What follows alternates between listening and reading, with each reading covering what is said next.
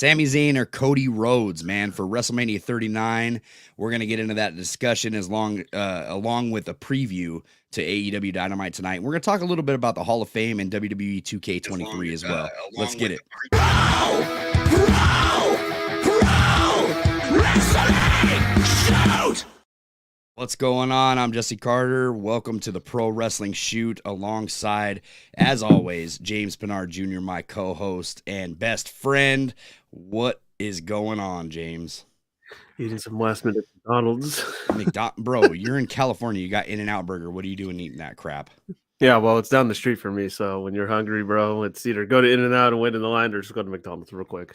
So I actually got to go to In-N-Out Burger this week. I had a fantastic weekend. I'm not even going to lie. Like, I was so upset. So long story short, our company sent us to Vegas this weekend for our Christmas party.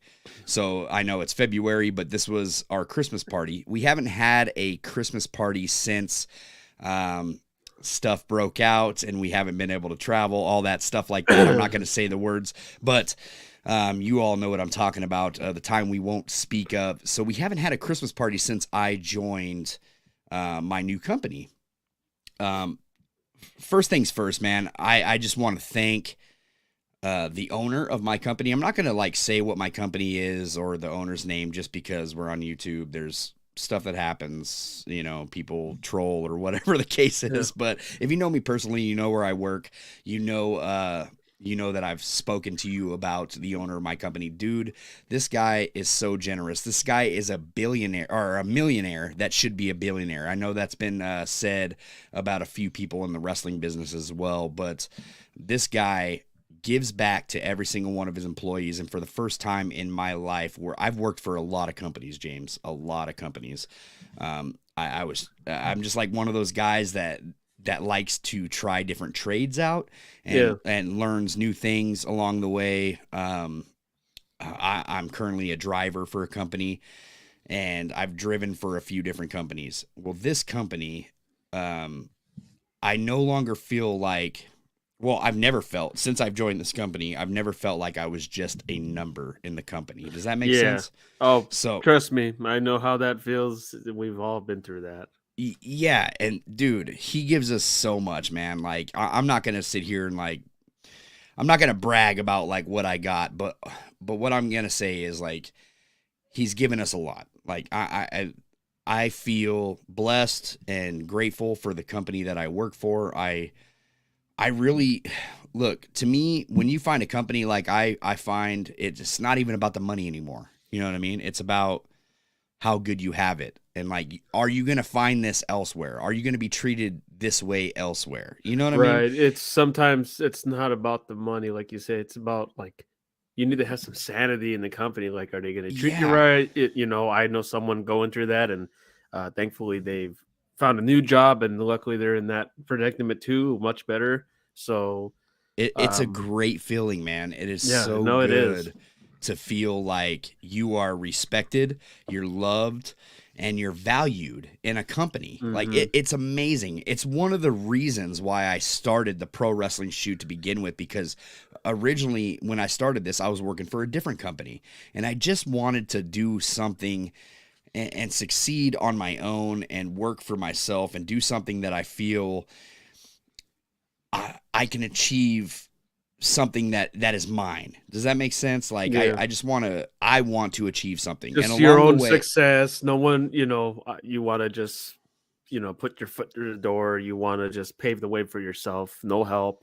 Just look back at it as, I did that, Well, that's changed too, because since I've started the Pro Wrestling Shoot, I've brought you along, and there's no person that I would rather share any growth with than you, because I've known you for so damn long that I'm just happy that I was able to bring you apart and be a partner with you, because if there's anybody out there that I'd rather grow with, it's you. Michael, one of my best friends. He's not with us right now. He's actually having some internet troubles, so he was going to join us today.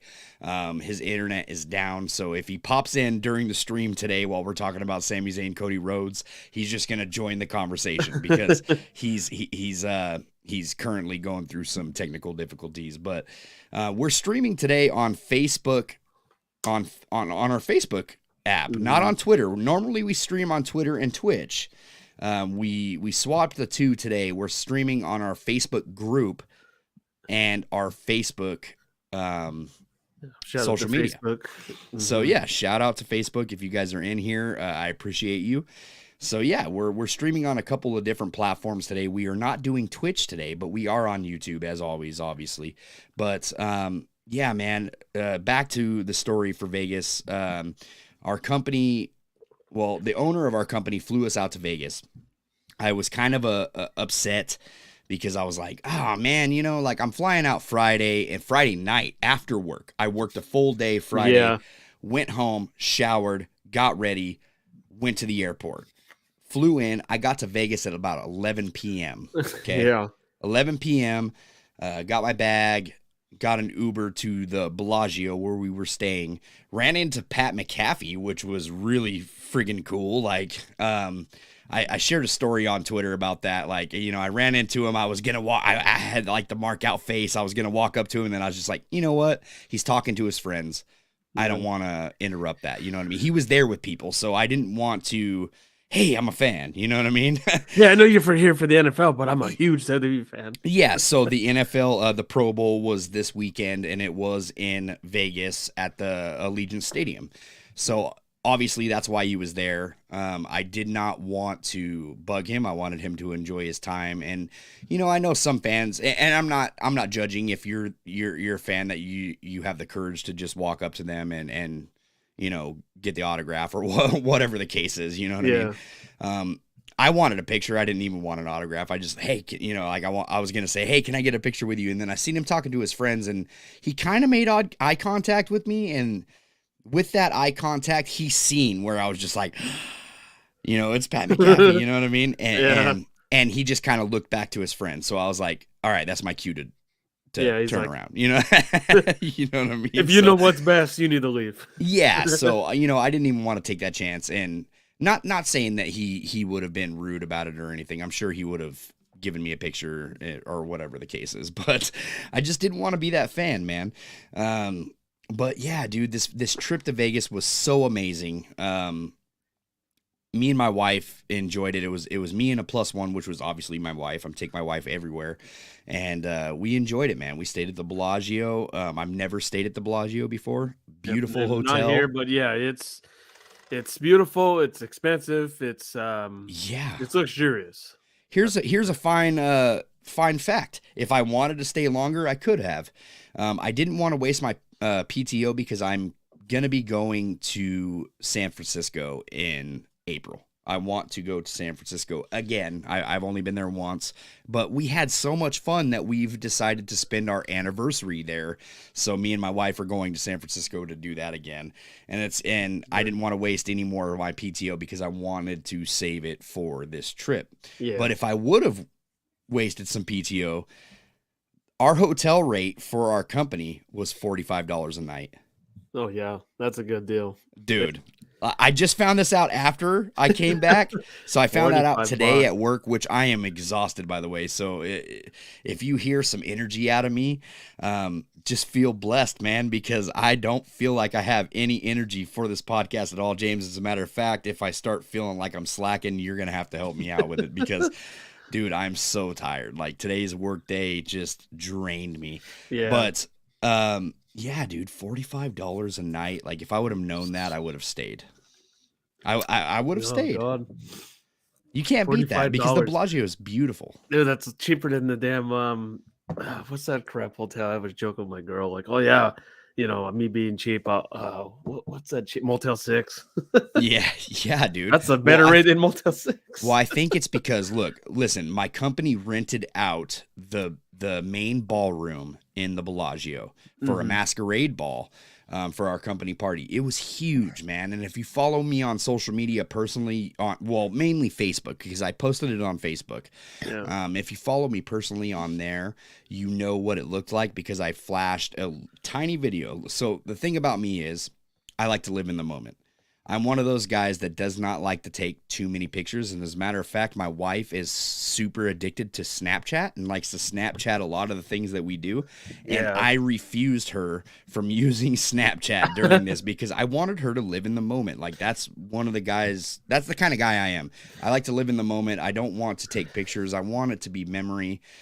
And, you know, I understand a lot of people like to take pictures from memory, but I don't want to live my life through a phone screen. Does that make sense? Yeah, no, I totally get what you mean. I mean, I've heard it for, just going to a wrestling event. Hey, you're there recording it, but it's like, hey, you should watch it. But I get it. It's kind of, but it just depends. I mean, I'm here and there. I'll take photos here and there, but I'm not like too big on it. But I get what you totally mean by what you're saying. So this is weird. On our end, it says Facebook user, but I can tell you right now that this is probably Frodo, one of our best friends, and he says screw Pat McAfee. He is not a Colts fan. He does not like him. Matthew Lopez, thank you for joining us. He says good evening, y'all. Everything Pro Wrestling. Yo, shout out to Conrad Cushman. It is his birthday today. So guys, if you're watching this and you are not familiar with Everything Pro Wrestling, go and follow them on at EPW Show on everything. That is what they are. That is where they're at. Every single Wednesday, they are doing a Dynamite review over on Everything Pro Wrestling's YouTube. Go and check them out. They're the best review show in the game when it comes to AEW Dynamite. And also every Monday at 6:05 Eastern Standard Time, they do Clash of the Podcast with Sean Hubbard from Hubbard Wrestling Weekly. I don't want to butcher that, but I think that's what it's from. Mm-hmm. Entertaining podcast. Go and listen to Everything Pro Wrestling and Hubbard Wrestling Weekly. Happy birthday, Conrad. I hope you have a fantastic day. Matthew Lopez, thank you for joining us. Frodo, thank you for joining us. Yeah, that's weird. So this is our first time streaming on Facebook. So we see Facebook users. So that's kind of. I think because it's YouTube chat, so maybe you just can't show both. I don't know. Maybe I don't know. But we are. Yeah, that's a good guess. I'm assuming it's him. Guys, if you were listening on audio platform, go and follow our Pro Wrestling Shoot group on Facebook, where we post memes. You can advertise. If you're a podcaster, you can advertise your podcast on there. We have no restrictions over there as long as you're not being rude to anybody. That's the only restriction I ask, as long as you're not being rude to anybody. You can promote your podcast over there, whatever you want to do. I appreciate you guys joining the group. Everything is a go over on the Pro Wrestling Shoot Facebook group. We post memes. We have fun. Go do what you got to do. We're trying to grow that group over there. And if you're listening on audio platform, go ahead and rate and review. Anywhere that you can rate and review, that helps us greatly in the algorithm. And if you're watching this video, leave a like and comment afterwards. That also helps us as well. B-Boy Skyline, what's going on, man? B-Boy Skyline is a regular in Everything Pro Wrestling's chats. So that's, once again, another reason why you guys should go and check out Everything Pro Wrestling every single Wednesday, every single Monday. They do some good stuff over there, man. B-Boy Skyline, appreciate you for joining. So yeah, anyway, this weekend was just fantastic, man. We had a great time. Me and my wife danced all night on the dance floor. Our entire company was at this ballroom in the Bellagio. It was phenomenal. I won an award too, man. I heard. So I was in line. To get a drink. And my coworkers were like, dude, did you hear that? And I was like, no, did they just say my name? Like, it sounded like they said my name. And they're like, get up there, get up. So I had to get up on stage. Yeah, dude, 3 out of 4 drivers won an award for safety driving, safety on the road, no violations, no nothing like that.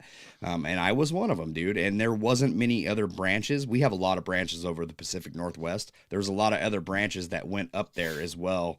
And 3 of our drivers made it. So, I mean, it was phenomenal. I got to shake the owner of the company's hand, introduce myself. Mm-hmm. I mean, look, the owner of the company actually visits our branch all the time, but because I'm so busy and I'm on the road all the time, I never have gotten the chance to meet this guy. Right. Yeah. So it's an honor, hey, thank you. I'm glad that I work for the company. Thank you for this amazing time. I almost became an emotional little bitch, like, because he's done so much for me. You know what I mean? So when I got to meet him, I was, I marked out more than seeing Pat McAfee, because I was just like, dude, like, this guy has supplied a life for me and my family. Yeah. And he's so humble. He's such an amazing guy. I wish I could say his name on here, but I just don't want people to troll him or, you know what I mean, anything like that. If you're seeing the video after the fact, not saying that, our fan base or our listeners or our family will say any of that stuff, but just in case. But dude, today we're not going to be talking about my life. Even though it was a fantastic weekend in Vegas, I only got one full day, which was Saturday. It came back Sunday in the morning. But you made one day out of it. You made your worth out of it, right? We did, man. We did a lot of walking. My legs are so sore today because I walked miles, man. Yeah, Vegas. I want to say by 9 in the morning, I already had 10,000 steps in. 9 in the morning. Yeah. Uh-huh. Yep. Ridiculous. That's what Vegas does for you. So, I mean, it was so much fun, dude. I can't, I honestly want to just go to Vegas and make a show day out of it, just to see all the shows. Yeah. Not all the shows, but you know what I mean. Make a good weekend out of it. But yeah, dude, we're here to talk about WWE. Obviously, we're going to get into the Cody Rhodes and Sami Zayn talk. There's a lot to discuss there because, fans are kind of half and half, you know what I mean? They want to... Sami Zayn is over. I'm just going to go on and say it. Sami Zayn is probably the most over WWE superstar right now. Yeah. Is that, am I wrong by saying there's that? no questions about it that he's, when Cody went down, that was, what month was that? Like June, July, something like that. Yeah, it was about a 6-month break. Yeah, 6 months. And I don't know when Sami joined the Bloodline, and it was all over the internet, like, oh yeah, he was supposed to be in there for a month, and here he is 9 months, and he's the biggest thing. He was always cheered for. He was, the big headline for the Bloodline. He was making them more interesting than anything, and good storytelling. And this is probably the biggest in Sami's career. I can't think of the biggest like timeline he's been in WWE. Maybe NXT when he was feuding with Owens, and then other than that, not really doing much. Had some wonky gimmicks, and then this just blended in, and he's been the top dog since. Correct. Man, I want to get into this, and this is going to be a long conversation throughout the podcast. Obviously, we're going to be doing a Dynamite preview at the end of the show, too. That's usually how we end our shows. But I also want to talk about some WWE 2K23. WWE 2K23 is coming out March 14th if you pre-order, March 18th if you don't. Am I correct on saying that? I believe so. March 18th or 17th? Somewhere in March, yeah. Okay. Are you chewing ice on the air? Because this is terrible podcasting. This is terrible air time. It's stuck in. Let me check. So, first of all, we've already learned a lot of things about WWE 2K23. March 17th. March 17th, okay. And 14th if you pre-order. So, yes. 14th if you pre-order, 17th if you don't. Is it worth the pre-order from everything that we've learned? Everything we have learned so far is that there's going to be war games in the show. Yeah. Obviously, we've got war games in the game. Finally, we got 3 playable arenas, which I did a video last week talking about this, and I wasn't sure if you can do another arena other than the NXT arena. Yeah. It has been confirmed that you can do a Survivor Series arena, which is good, and you can do a specific arena only for My Rise, if I am not mistaken. Yeah, so, My Rise, and then the NXT one. Correct, and the NXT one. So my question is, can you do, if you're playing Universe Mode and you go to the Survivor Series arena, is it only going to have 1 ring there? Or is it going to have 2? Like, if you're not in a War Games match. So if I'm playing through my Universe Mode, is it going to look lame and I'm gonna go through Survivor Series with one ring, and then finally when it gets to the War Games, we're gonna have 2 rings. Yeah, Is that the how this second is ring gonna just work? folded from the top, like they have it hanging above. Like the cage. Do you Yeah, get I what I'm saying? mean, Is that a valid question? I would not be surprised if it's one ring. I'm pretty sure they didn't think about that. And if they did, it would just be you can use one ring and there's gonna be like a blocked wall or something, that you can't go into the separate ring. But I don't know. But yeah, that's an interesting point that you brought up there. I mean, we've seen it in the pay-per-views. We went to one, of course, and they used just one ring. Um, Yes.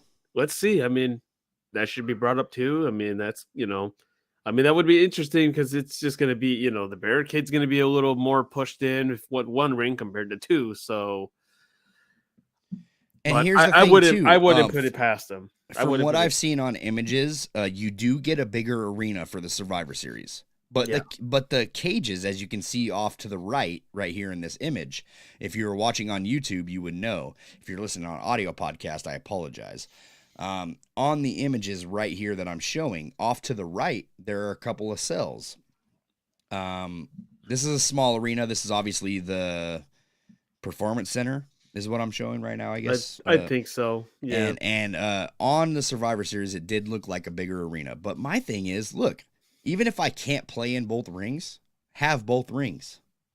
Yeah, just keep You know what I mean? nostalgia For the universe mode alone, or yeah. even for the arena. Like if you pick Survivor Series in an exhibition, it should have 2 rings. Yeah, it should. Throughout the whole pay-per-view, whatever you got going on, I would like to see that, I mean, that's a good suggestion I would bring out there. If Brian, you're listening. Brian, you're listening to me, brother. If you come on, Brian, we saw you went to War Games, if I'm not mistaken. Which I know you do.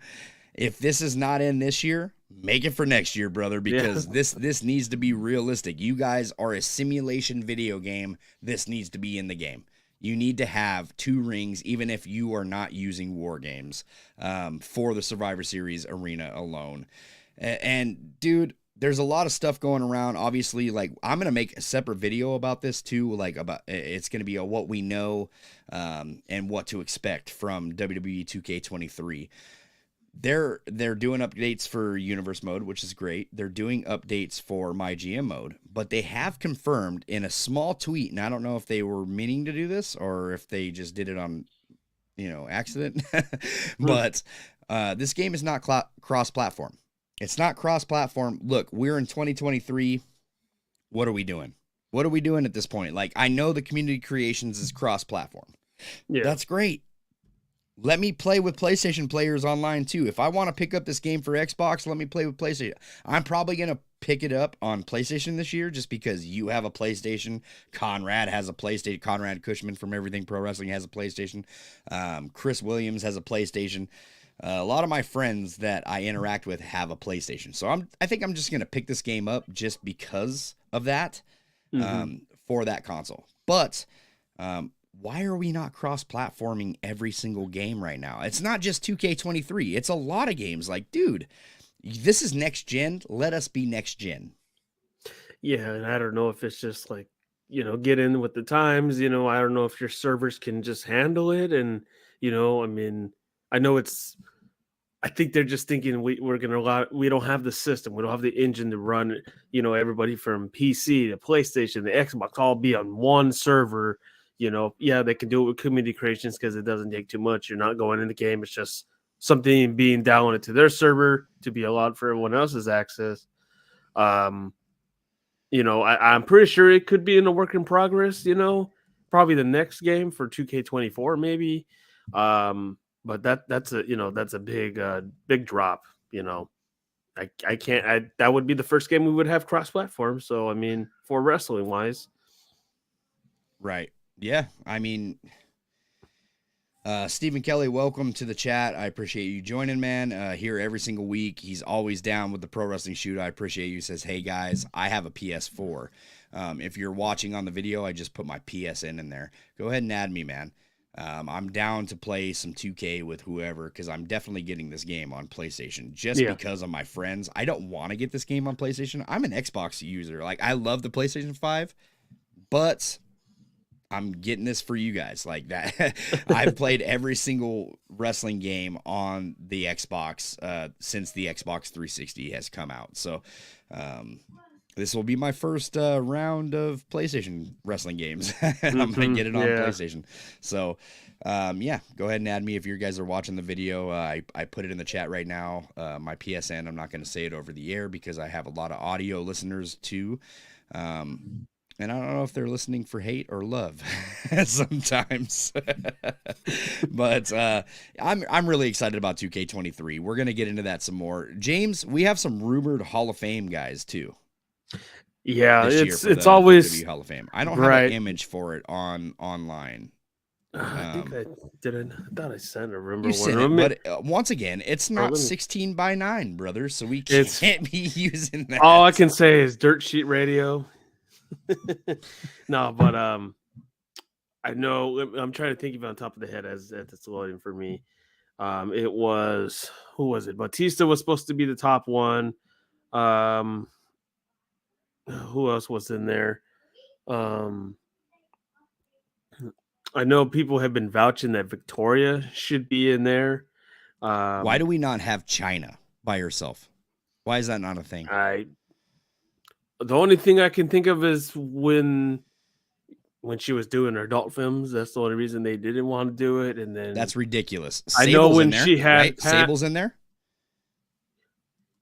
I don't know if Sable's in there. I think she is. I don't know because I know it was always so. I know Brock brought up Sable. He didn't say her name yesterday on Raw, but I know a lot of people are like, it's kind of odd that he brought her up because I don't know if there's just some weird things in her in the company. I don't even want to repeat what Brock said on the air the other day. There's a lot of memes floating around. I mean, if she is not. She's not in. No, she's not in the Hall of Fame. Sable is not in the Hall of Fame. Okay, I stand corrected. Sunny, she in the Hall of Fame? Sunny. That's a good question. Yes, 2011 Sunny got in, but Sable is not in there. Sunny, if Sunny can make it, any of these women can make it. So here it is. So the picture I have, this was a rumor when it was going to be Batista as the headliner. You were going to have Umaga, which rightfully so, rest in peace. Right. You were going to have Midnight Express. I'm surprised. I don't know why I thought they were in there. So they always have to have the celebrity ones. Sydney Lopner is going to be in there. She makes sense. She was in the first WrestleMania or third WrestleMania? I think it was the first. Okay. So that makes sense. Michelle McCool. I mean, they probably. That must have been a deal with Taker. Like, hey, I want my wife in there, brother. Steve Kelly says, I can't wait for the new games. We cannot wait for AEW Fight Forever and WWE 2K23. I'm excited for both games. And I don't know. Let me see if there's any more. I know there was people saying that Victoria should be in there, which I do agree with it. I mean, she was there with Trish and Lita. She should be in the Hall of Fame. Victoria is phenomenal. I loved watching Victoria when she was on Raw. I mean, she was there for the first ever main event women's cage match. So I mean, she was a phenomenal wrestler. She put Lita and Trish up there too. I mean, she kind of paved the way for them as well. You got to put it there. Absolutely. But yeah, this is around the time we always hear a list. Is there more? I mean, there's usually 6, 7.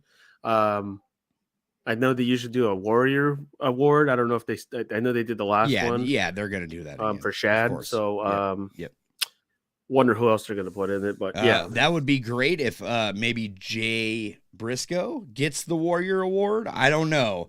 I'm just saying. Here's a thought thrown out there. I mean, you could do that. You can do Luke Harper. He's not in the Hall of Fame. Yeah, you go, names man. You could put them.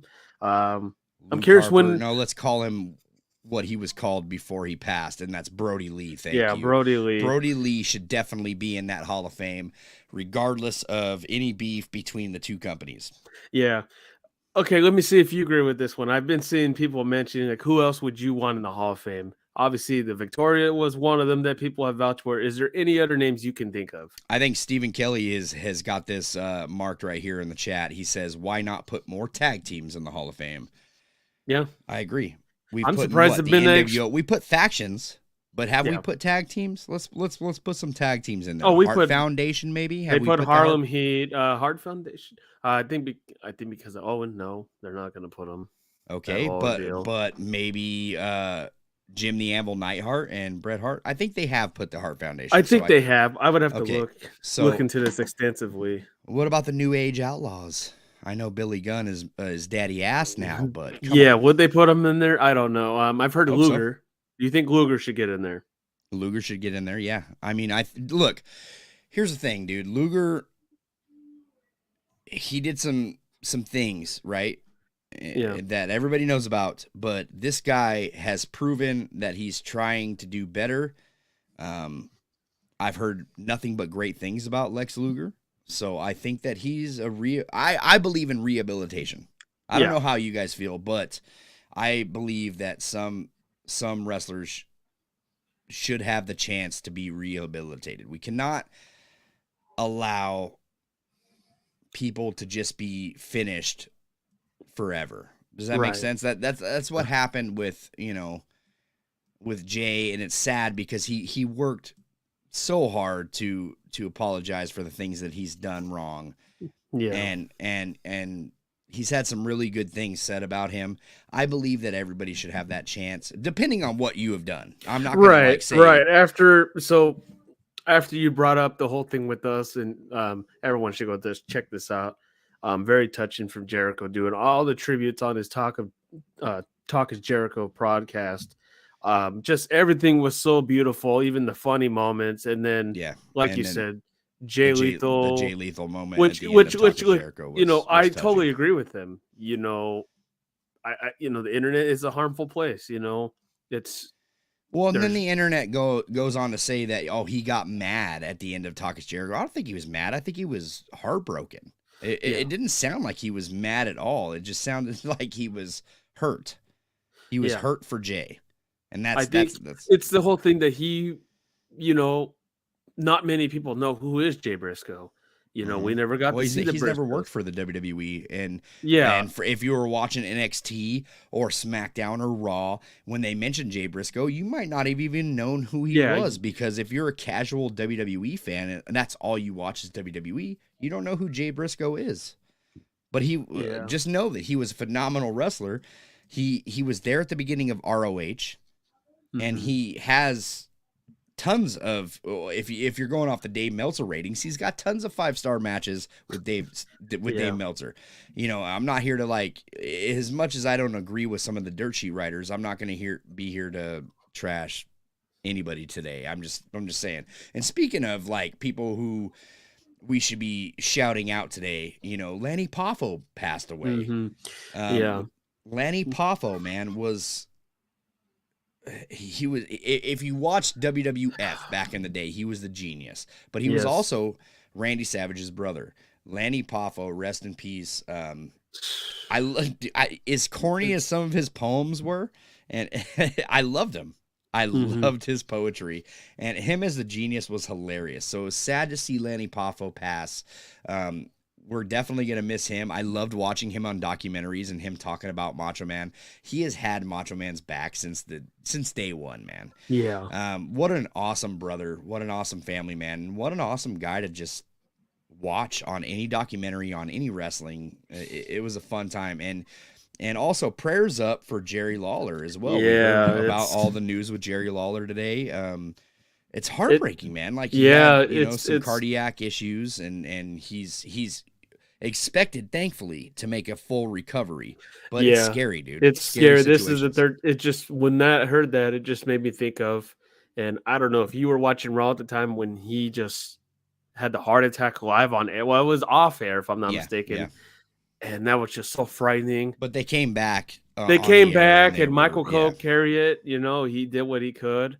I mean, age 73, it's scary, man. I mean, it really is, dude. You never want to hear, like you said, Lanny Poffo. It's, it was saddening to see, and I'm not going out there looking around for this stuff. It just pops up in timelines, and,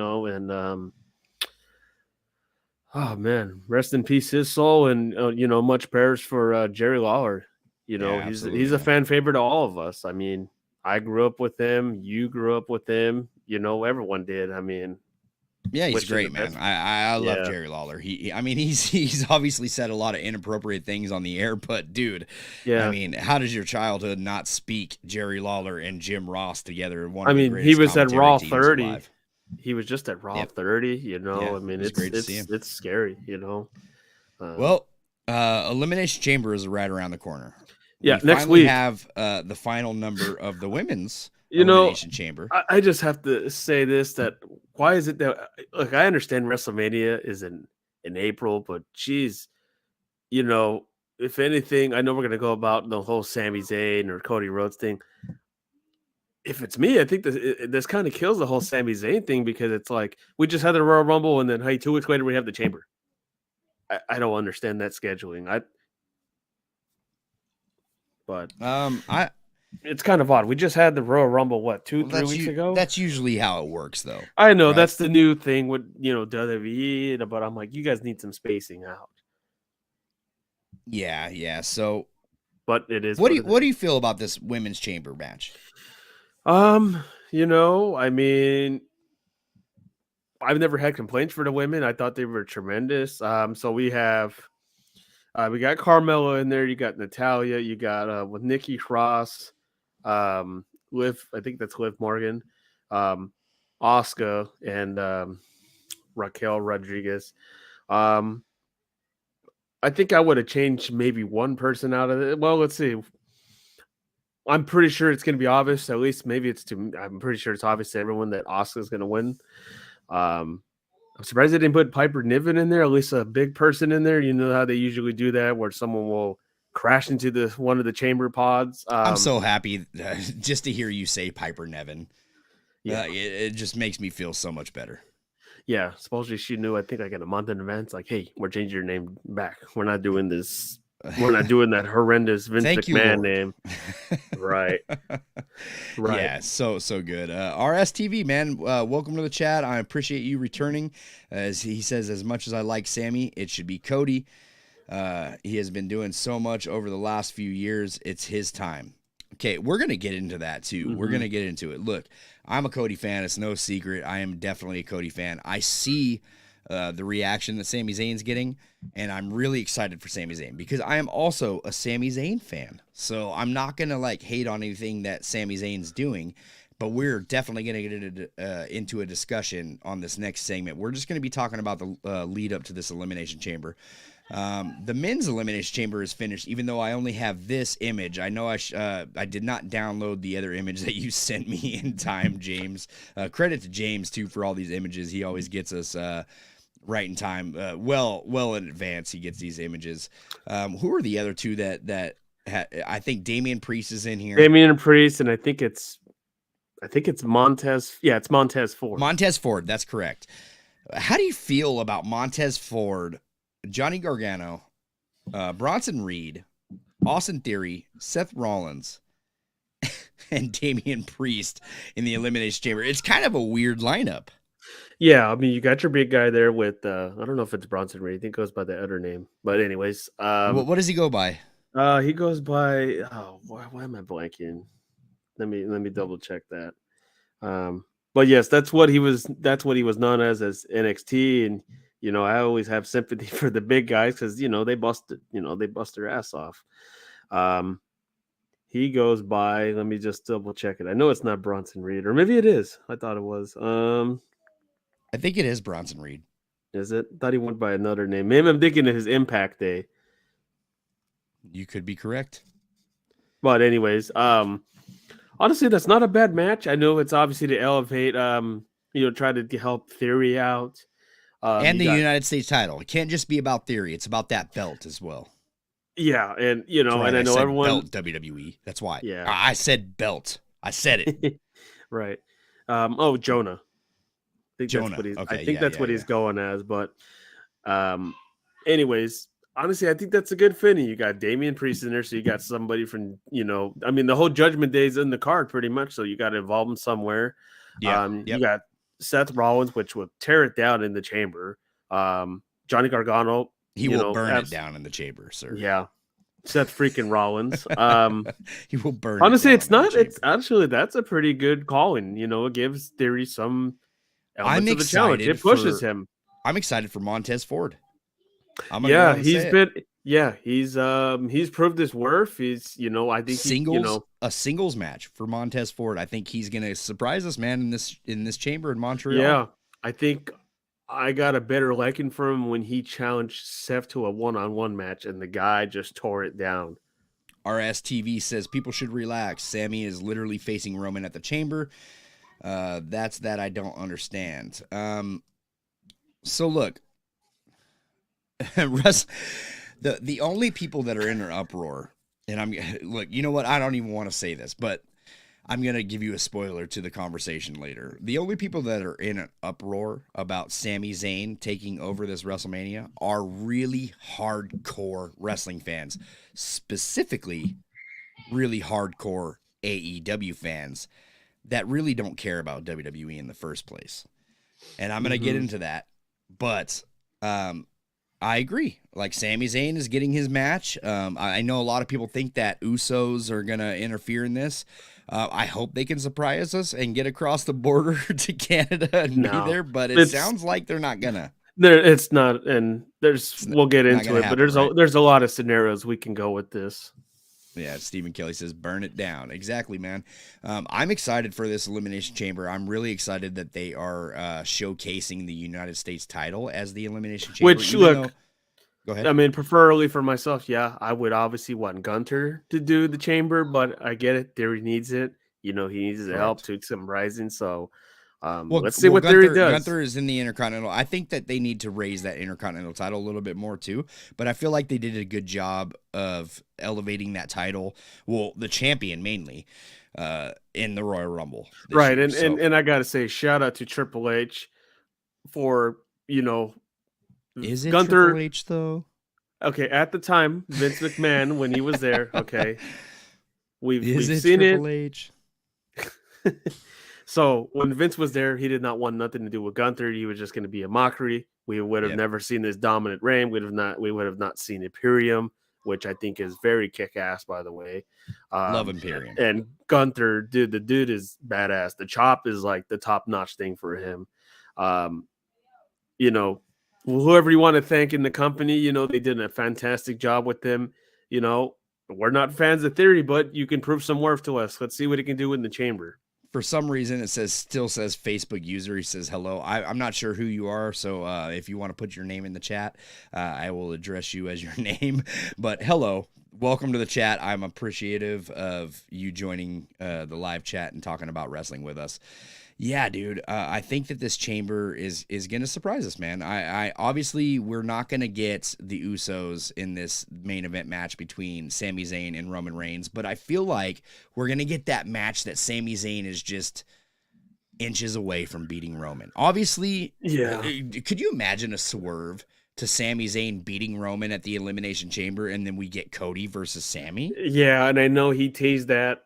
Cody teased it yesterday with the fantastic promo work with Paul Heyman. And he teased it of, absolutely phenomenal. Maybe I can fight Sami Zayn at WrestleMania, and the place went crazy for it. Obviously no Usos because of Canada and all that. So, I mean, the only other person that can get involved is Solo Sikoa.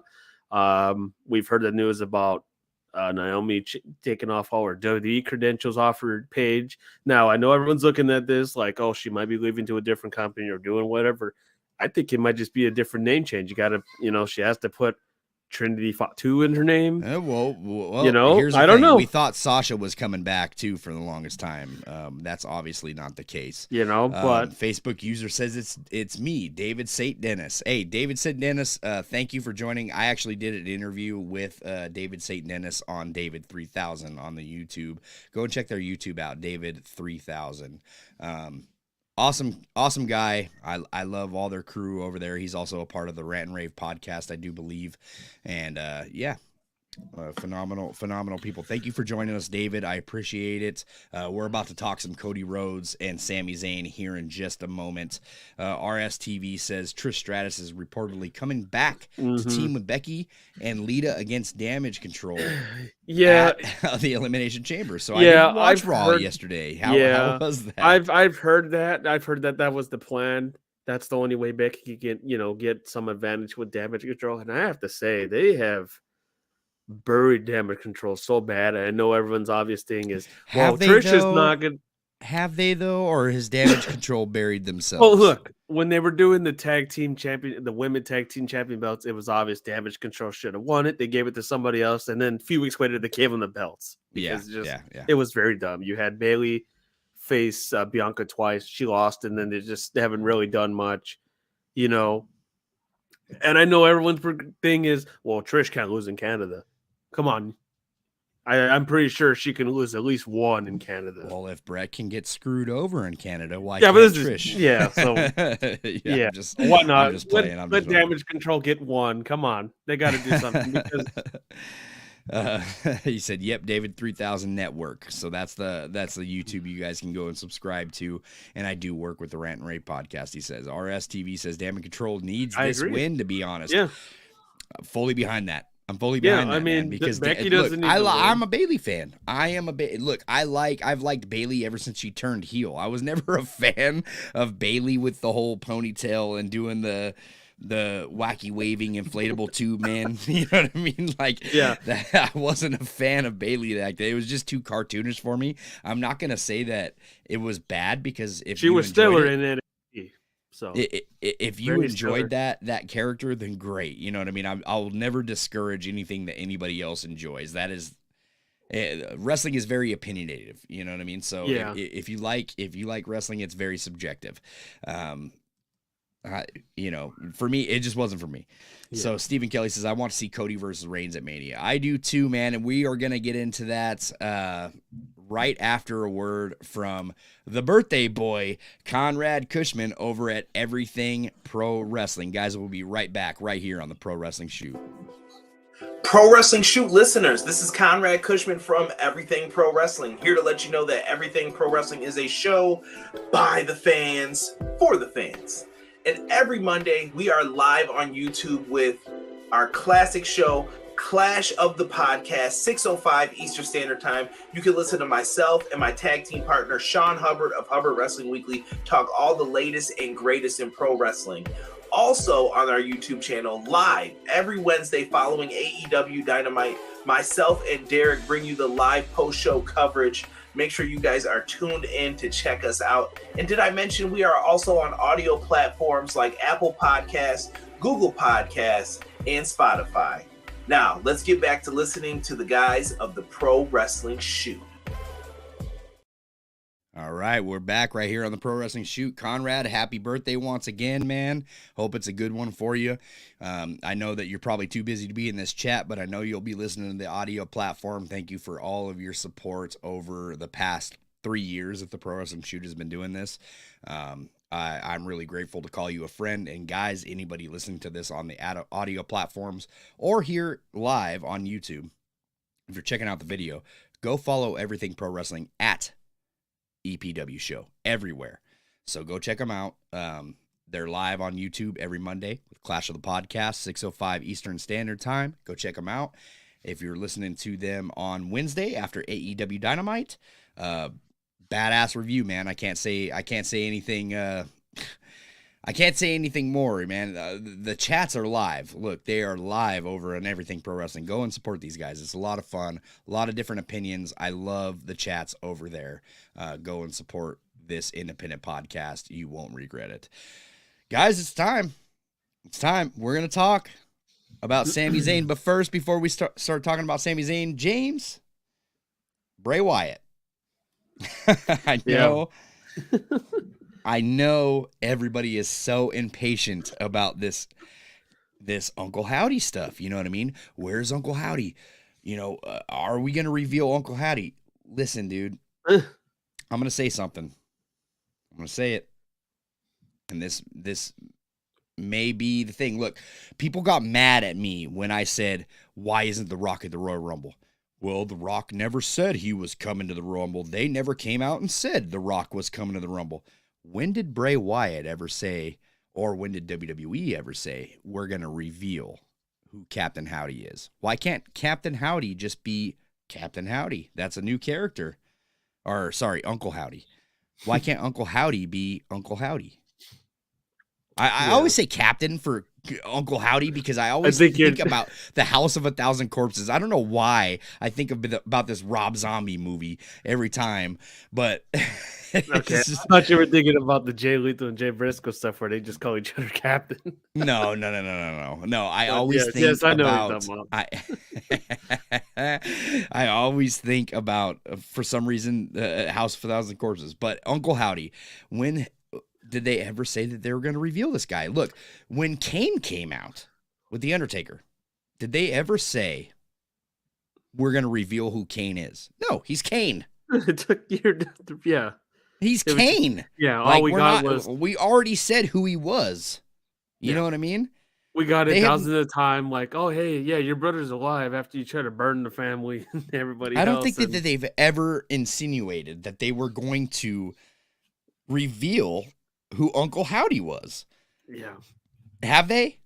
Because if they have, then they're messing up, right? They're dragging it on too long. But they have not. No, I mean, look, and it's logical. It's, we just had the Royal Rumble. We got the Chamber. I'll tell you when it's going to be real. Actually, I don't even know if it's going to be revealed for Mania. But, I mean, that would be the most logical place, but they don't have to do it. Listen, I've said it since the beginning. I think that this is all coming to a conclusion at WrestleMania. I feel like that they've had this plan in mind for a while. And look, I said this in the chat at Everything Pro Wrestling's Clash of the Podcast this past Monday. Oh, well, yesterday, I guess. I said this in their chat. I feel like people are just impatient for this Uncle Howdy stuff and Bray Wyatt because they're getting just bored of the Bray Wyatt stuff because I feel like they're not showcasing him enough. You get 1 5-minute segment per week with Bray Wyatt, and then for Alexa Bliss, it's maybe a 30-second clip teasing the whole, you know what I mean? Like, you're not giving us enough in a week span. I feel like if you were to be teasing this, like, because look, when we first brought in Bray Wyatt, what were we seeing?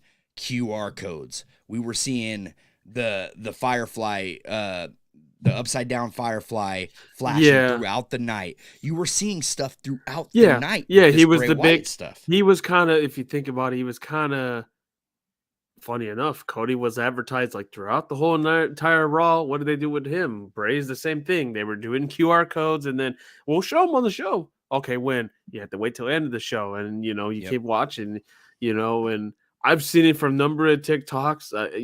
I've seen people getting impatient, like you said. That it's overrated, that, it's not as a big deal as The Fiend.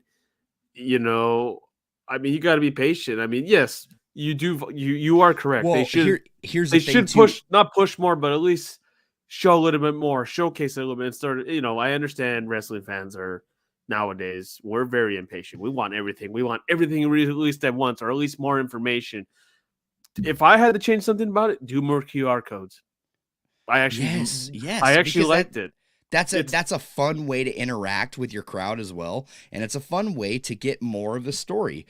Here's the thing with the Fiend character too. We already knew what the Fiend was, and I think that that's what's driving everybody nuts is that they just don't know what this Bray Wyatt character is. The Uncle Howdy. I mean, I don't even know whatever happened to the White Rabbit Wyatt thing. The Wyatt Six. A lot of people are having, what is the Wyatt Six? Why are all these puppets alive now?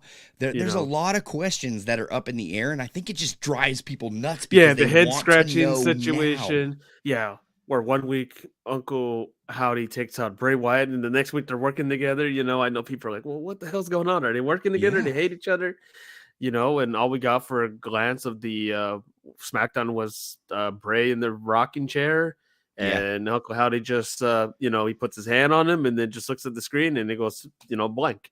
This is why I feel like Bray Wyatt should have been on Monday Night Raw all along. Listen, you have a 3-hour show for Monday Night Raw that is just absolutely dreadful and boring for the most part. Listen, they've been doing okay. All right. But still, it's 3 hours of wrestling. Why not showcase something that is entertaining throughout this 3 hours? Why not give us more Bray Wyatt stuff on Monday Night Raw? Look, if you're going to have Bray Wyatt show up on SmackDown because you want to impress Fox, fine. That's okay. Have Bray Wyatt show up on SmackDown, but continue your Bray Wyatt story on Raw and show us more stuff throughout the show. QR codes, like you said, James. Yeah, QR codes, more and stuff with Alexa, more backstage segments, more anything. Just little antics, sewing the logo in the background. That was cool. Like Alexa Bliss, they were doing that. And then, just a little glance. He might not be on the show, but hey, just that logo in the background. I understand he's injured. He has like a hand injury he's had for some time now. He recently did a dark match, so I know his ring work hasn't been that great. Interested about I was gonna, since you brought up Bray, I don't know if you've seen the clip. What do you think about the new finisher he's supposedly gonna bring in? It's like a mandible claw choke slam type of mix. I'm okay with it. I mean, so it's different. I mean, it's a different variation, Look, I'm kind of biased though. Like, so when you're asking me, like, what do you think? Yeah, I'm gonna be the guy that's like, look, I like everything that Bray Wyatt's doing. I enjoy it. Do I expect him to put on these 5-star matches in the Tokyo Dome? No, brother. I don't expect that. I don't expect Bray Wyatt to have those matches because for me, I'm a horror fan. I love horror movies. I love suspense stuff. And I feel like Bray is giving me everything that I want. The only thing that I feel is that WWE's not doing enough because that's why everybody's bored of it. Yeah. They're just not doing enough with the story. And I can be here. I'm not very biased with it. And I've noticed it. Some of his, like the ring work, of course, like you said, it's not 5-star material. It's not. Of course not. Well, he's a spectacle. If it was me, we had a Mountain Dew. We had the Pitch Black match, which I've criticized it. Visually, I thought it was a masterpiece. Which I'm in the minority. Look, it's a spectacle for the looks and all that. And I think after what we saw from him during the time that I'm not going to speak of, the matches he did behind closed doors, with doing the match with Cena, doing with Braun in the swamp. I think that might just be his specialty, and I don't know. I mean, maybe it's just been a killer for him since the WrestleMania match. Yes, I know that wasn't him, and that was awful. When him and Randy, and they were just showing this god awful images on the screen, which was bad. Honestly, I don't know. I don't know if he should do. I mean, the worms. I'm not saying. Yeah, the worms. The worms. Yeah, it was very, very awful. It was like 3 images. I don't know who thought of this. I think the Bray. Maybe I'm wrong. Maybe other people can convince me, but I think he's more of a cinematic person. I think he should do more cinematic matches. I agree because I feel like he's a spectacle. And I know a lot of people will say, well, if you're going to do cinematic matches, why don't we just do WWE films? Because WWE films is around, correct? So why don't we make a horror movie out of him? No. Why not do something different in wrestling? Like, though I'm not opposed to a movie with Bray Wyatt and him doing this, that I feel like that would be a really good movie. But why can't we do different things in wrestling that is entertaining? Look, WWE supposedly makes movies, right? Or so hell, you can movies, even let them do their style. Look, you're not going to get an AEW style on WWE. We've watched WWE our whole lives. That is not what they are about. They are not going to go out there and give you these 5-star matches every single night with no storytelling. It worked for, they're going to tell stories. And I can do it. I mean, when Matt Hardy was doing the Broken Matt gimmick, the compound matches with him and Jeff, the final deletion matches, those were gold. All those backstage matches. What was it? The Journey for the Gold, Impact, right? Yeah, Impact. That was Impact. Yeah. The Journey for the Gold. That's the one time I liked Impact, besides like the AJ Styles. That was probably the only thing I was watching Impact of when they were doing like the Journey for titles, and they were going to Mexico. They were going to like some ranchous Southern Championship Wrestling company and winning belts. It was different. And then they ended up showing up at WrestleMania. And I think if we're going to use it, like many have said, that he's a spectacle, why not just do cinematic matches? Okay. And then maybe once in a while, hey, he's going to fight in the ring, and But then are you you robbing your paying customers because people pay to see. Listen, as much as I liked the way it looked on TV for that the lights out match, or what was it called? The blackout lights, or what is it? Mountain Dew blackout. Pitch black. Yeah. Mountain Dew. So the pitch black match, as much as I liked it on TV, if I was there live, I'd be pissed. Yeah. I mean, yeah, I understand people want to go there and see him in ring, you know, and I think we got a taste of it. Like, hey, he's not going to do crazy good. He's injured at the moment with his hand from what we saw. Correct.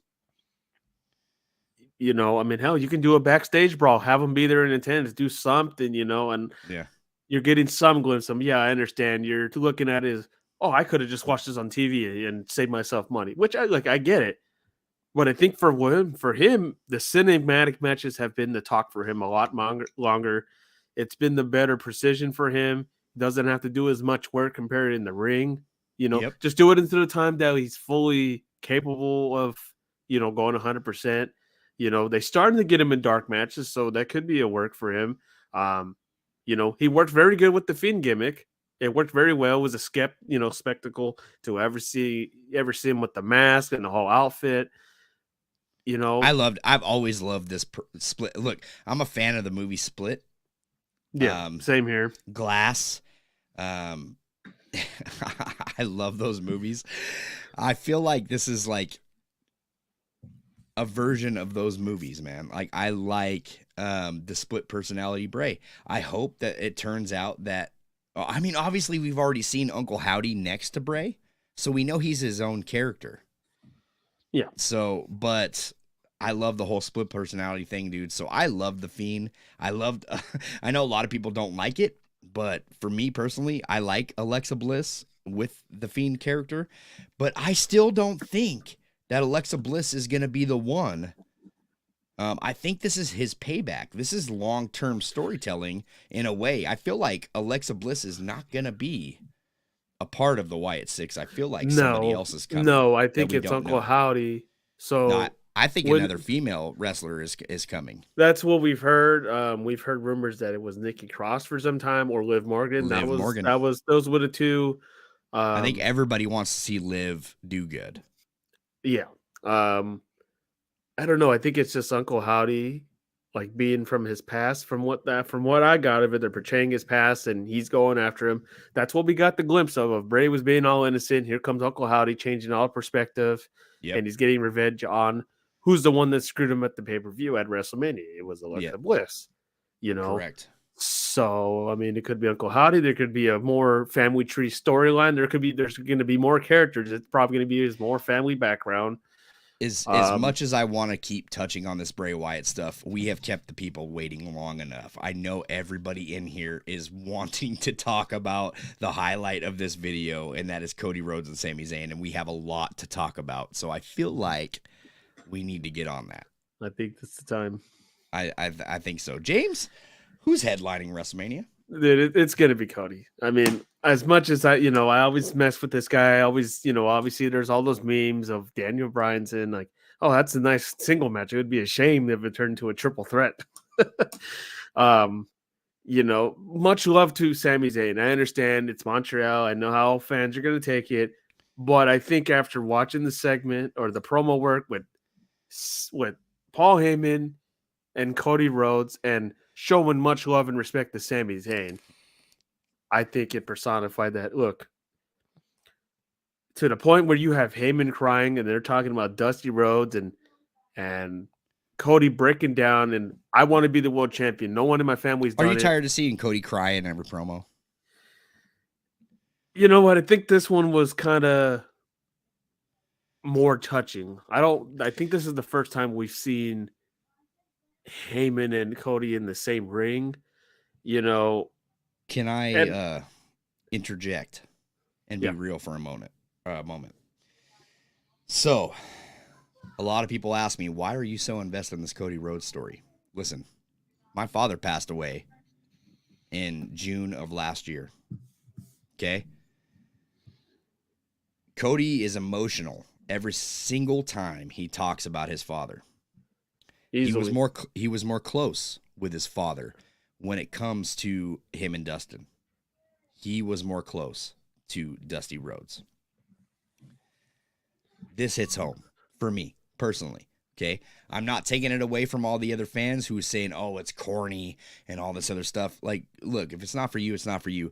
But personally, I feel like there's a lot of hate towards Cody Rhodes only because they are hardcore fans. They're not WWE hardcore fans. They are hardcore AEW fans that are hating Cody Rhodes for the simple fact that he said what he said in AEW and played the whole I hate WWE card and everything in AEW, and then left AEW to go to WWE. Correct? Yeah. Am I wrong in saying that? No. Yeah, and I mean, everyone was against it. Like, this guy can't go to he can't go to WWE. He's over here bashing the company. He's over here hitting, a lookalike of the Triple H throne. What a sledgehammer.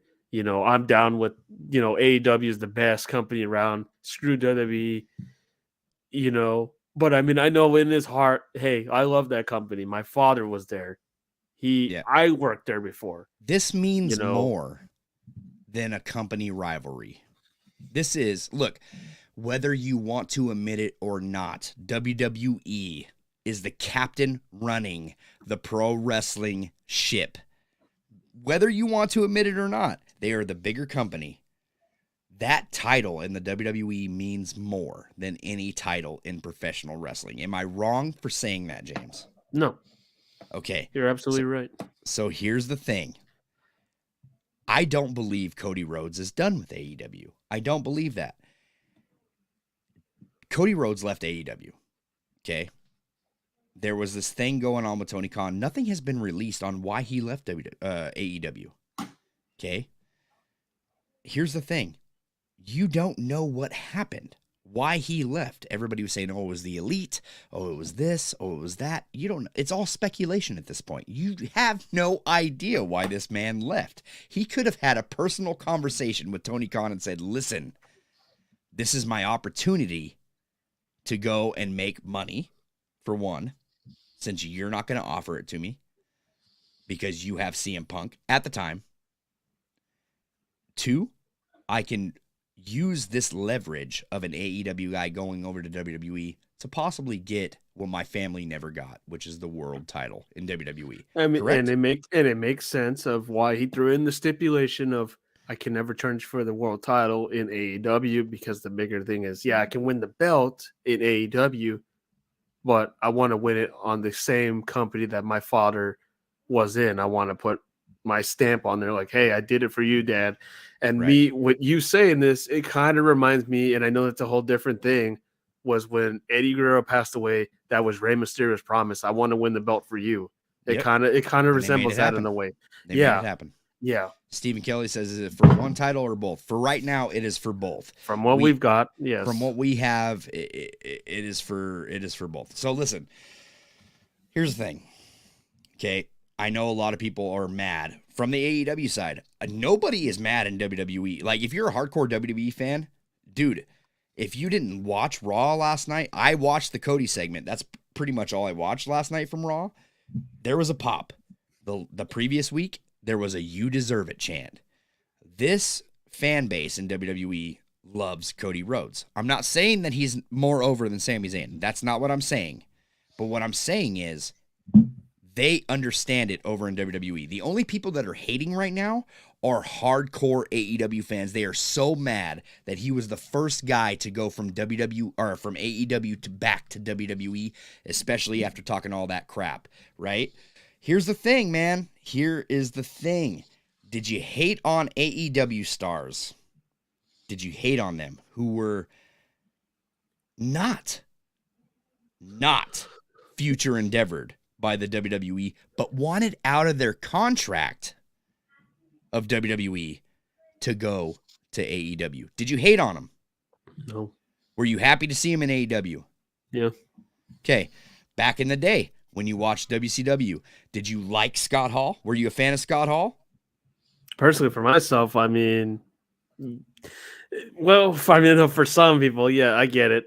Okay. I know a lot of people.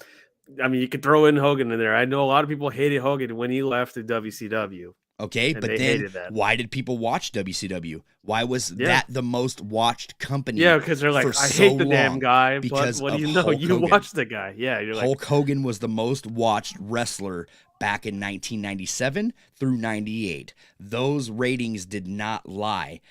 Everybody wanted to see Hogan in the NWO, okay? Mm-hmm. Why did Kevin Nash leave? Same reason. Mm-hmm. Why are we going to get mad at Cody Rhodes for chasing a bag over in WWE when every single predecessor before him has done the same thing? This is the wrestling business. We are not, listen, if you're paying me more money, okay, and I'm not talking a little bit of more money, like I'm not going to leave my job for a couple of dollars more. You know what I mean? Because I feel valued and everything else. But if you're paying me just money that I cannot refuse, why would I not leave? Yeah. It is about your family at the end of the day, and this is about The making Bucks. I mean, the most, Bucks will say that. You know, I mean, it is I know about making the most money that you possibly can before you have to retire. Listen, did everybody not enjoy every single match that Cody Rhodes had when he was in AEW? Even when they were booing him, he had that ladder match with Sammy Guevara. Like, dude, this guy put on banger after banger after banger in AEW, and that is not a shout out to Sheamus, but I'm just saying, like, this guy delivered for you in AEW. He delivered every single match before AEW was a thing. Did you not cheer for Cody Rhodes when he left WWE to go and reclaim his family name and build himself up to become undesirable to undeniable? Was that the thing? Yeah, I think the thing is in AEW was, hey, he's an EVP, you know, and I think everyone was looking at it, oh, he's going to do a Jeff Jarrett thing. He's going to put the belt on him. And but then did he? Put that? No, but he did it. No, he did it. And I think that's where people like, oh, well, yeah, he put that, but he was on every freaking match. He was, you know, there's a debuting star. Cody was fighting that guy. There was another debuting star. He was fighting that guy. Okay, but he lost to all these guys too. Listen, you can't get mad at Cody Rhodes for getting a win just because he's an EVP. You can't. I mean, you could say the same thing. What is he supposed Bucks, to do? Go out there and lose every single night? That's true. I mean, if you go back and think about, well, we're not here booing the Elite. We're not booing the Bucks. I mean, they were, you know, they were, you know, they weren't winning every single match. They have had two tag runs. And for some reason, I think it's just a different thing with Cody. I think it was, you know, I mean, I was one of the ones. I was just getting a little tired of seeing Cody there. Maybe it was just that. Bro, you got mad that he didn't put over Lance Archer. Lance Archer. Yeah. Like, where is Lance Archer today? Where is he? Yeah, I don't know. I think on Dark. Okay. Listen, all due respect, man. Lance Archer is not the guy, man. You know what I mean? Cody Rhodes is about to headline WrestleMania for a reason because he is undeniable. Right. I think, like I said, it was at the time like, hey, Cody, you've had your time to shine. This is back then. This is, you know, obviously thinking from the AEW standpoint, it was, hey, Cody, do you really need that title belt? It's a TNT title belt. You'll get it down the road. You're an EVP. Let Lance hold it for just a couple weeks, if that. Do you need to be the first one? I think that was everyone's gripe. You know, Chris Williams have been noticeable. Doesn't like Cody Rhodes. He was I think in the first match of the first Dynamite, if I'm not mistaken. It was the opening match, yes. And why not be? Because he helped. And if it wasn't for Cody Rhodes, there would be no AEW. Right. I'm just going to go on and say it. And I think that's everyone's gripe. Well, he kind of had some say up there to do this and this. While WWE's way, people look at it, well, there's someone up higher to him that tells him what you have to do. But you got to look at it. Would he have ever got a title match? He did the thing that almost everybody else did. Drew McIntyre wasn't a big star. He had that gimmick of being Vince McMahon's chosen one. Protege. Eventually, whatever chosen it was. Yeah, no, you're right. Chosen one. And he left. He went to Impact, busted his ass off. And, you know, he's got 1-2 title runs, but he busted his ass off because the company didn't believe in him. You know, and Cody wants to be the faithful in the company. Like, look, you had Goldust there doing just these wonky gimmicks, you know, from wearing black and yellow face paint, being what was it, 7 in WCW. Bro, You you know, had Dusty Rhodes come in polka dots, man. yeah, Go back. Listen, James, I know that you started watching wrestling a lot later than I did. Go back and watch Jim Crockett Productions. Go watch go watch Dusty Rhodes in the greatness that he was, in the booking that he did. Go watch some of the greatest moments in pro wrestling history. You had this man come to WWF at the time in polka dots as the common man. Yep. And you just made a mockery of him, dude. You didn't even give him that match against Hulk Hogan. You didn't give him the match against anybody. Hulk Hogan was your number one stamp. Yeah. That was that, dude. If you really think about it, it's he never really got the chance. And that was kind of the perspective before AEW was the thing. Some of these superstars in WWE, they don't get the chance, so they end up leaving to make themselves better worth about it. And I was a huge fan of that. Like, hey, if this company's not going to give me a shot, maybe Impact will do it, you know, because I was not even close, but that was the one that let me get some potential. Give me the shot so I can show this company, hey, I know you're a bigger step stool of a company, but let me show what I can do at that spot. Let me ask a question. Let me ask a question. When did you ever hear of the Bullet Club? Besides like Kenny Omega and the Young Bucks, who else came in and made the Bullet Club relevant? I'm trying to think the first time I heard the Bullet Club. I mean, I think the first time I heard him. Yeah, Bucks and Kenny. Who did they bring in that made it actually relevant? Did Cody Rhodes not have some of the best moments in New Japan Pro Wrestling at the time? The Bucks. Yeah, him, the Bucks. ROH. Kenny. Did it not mean anything? Ring of Honor. All In. Let me go to All In. Yeah. Was All In not one of the greatest moments when he won the NWA World title? Yeah. Let me say this, dude. Come on. I'm trying to preach here. Listen, Sean Hubbard over at Everything Pro Wrestling on, Clash of the Podcast every single Monday on 6:05 Eastern Standard Time. I put a comment in their thing that said, if you're a fan of Dusty Rhodes, how can you not want Cody Rhodes to win this? And he said, absolutely not. It has nothing to do with Cody Rhodes. Once again, this is personal for me. I lost my father back in June of 2022. Okay? I put myself in Cody Rhodes' shoes. If my father couldn't achieve greatness and they spit in the face of my father and my family legacy, why wouldn't I leave AEW to go back and get the one thing my family couldn't add to that Rhodes name? Listen, the beginning of Cody Rhodes' song says, wrestling has more than one royal family. Yeah. What that whole song that is wrote for Cody Rhodes is literally about WWE taking everything away from the Rhodes family. Am I wrong in saying that? Listen to the lyrics, read the lyrics, whatever you gotta do. It's right there, you know, and he's tributing to his father of, instead of being the American dream, I'm the American nightmare. Yep. You know, listen, this is personal, man. How can this not be about Cody Rhodes' father? If you don't feel this storyline, I get it. But I have lost a father. Okay. Yeah. I have lost my father. Yeah, it personally hits you. It's going to hit you a lot harder, you know, and you want to see him, you know, do something that no one is in the family done it, you know, and granted for him, Cody, you know, let's say he stayed in WWE his whole run, AEW was never a thing. He probably would have never even got close to the world title. Not once. This is personal for me, man. This is personal. So when fans come in and say, Sami Zayn's the guy, let me tell you some facts right now, okay?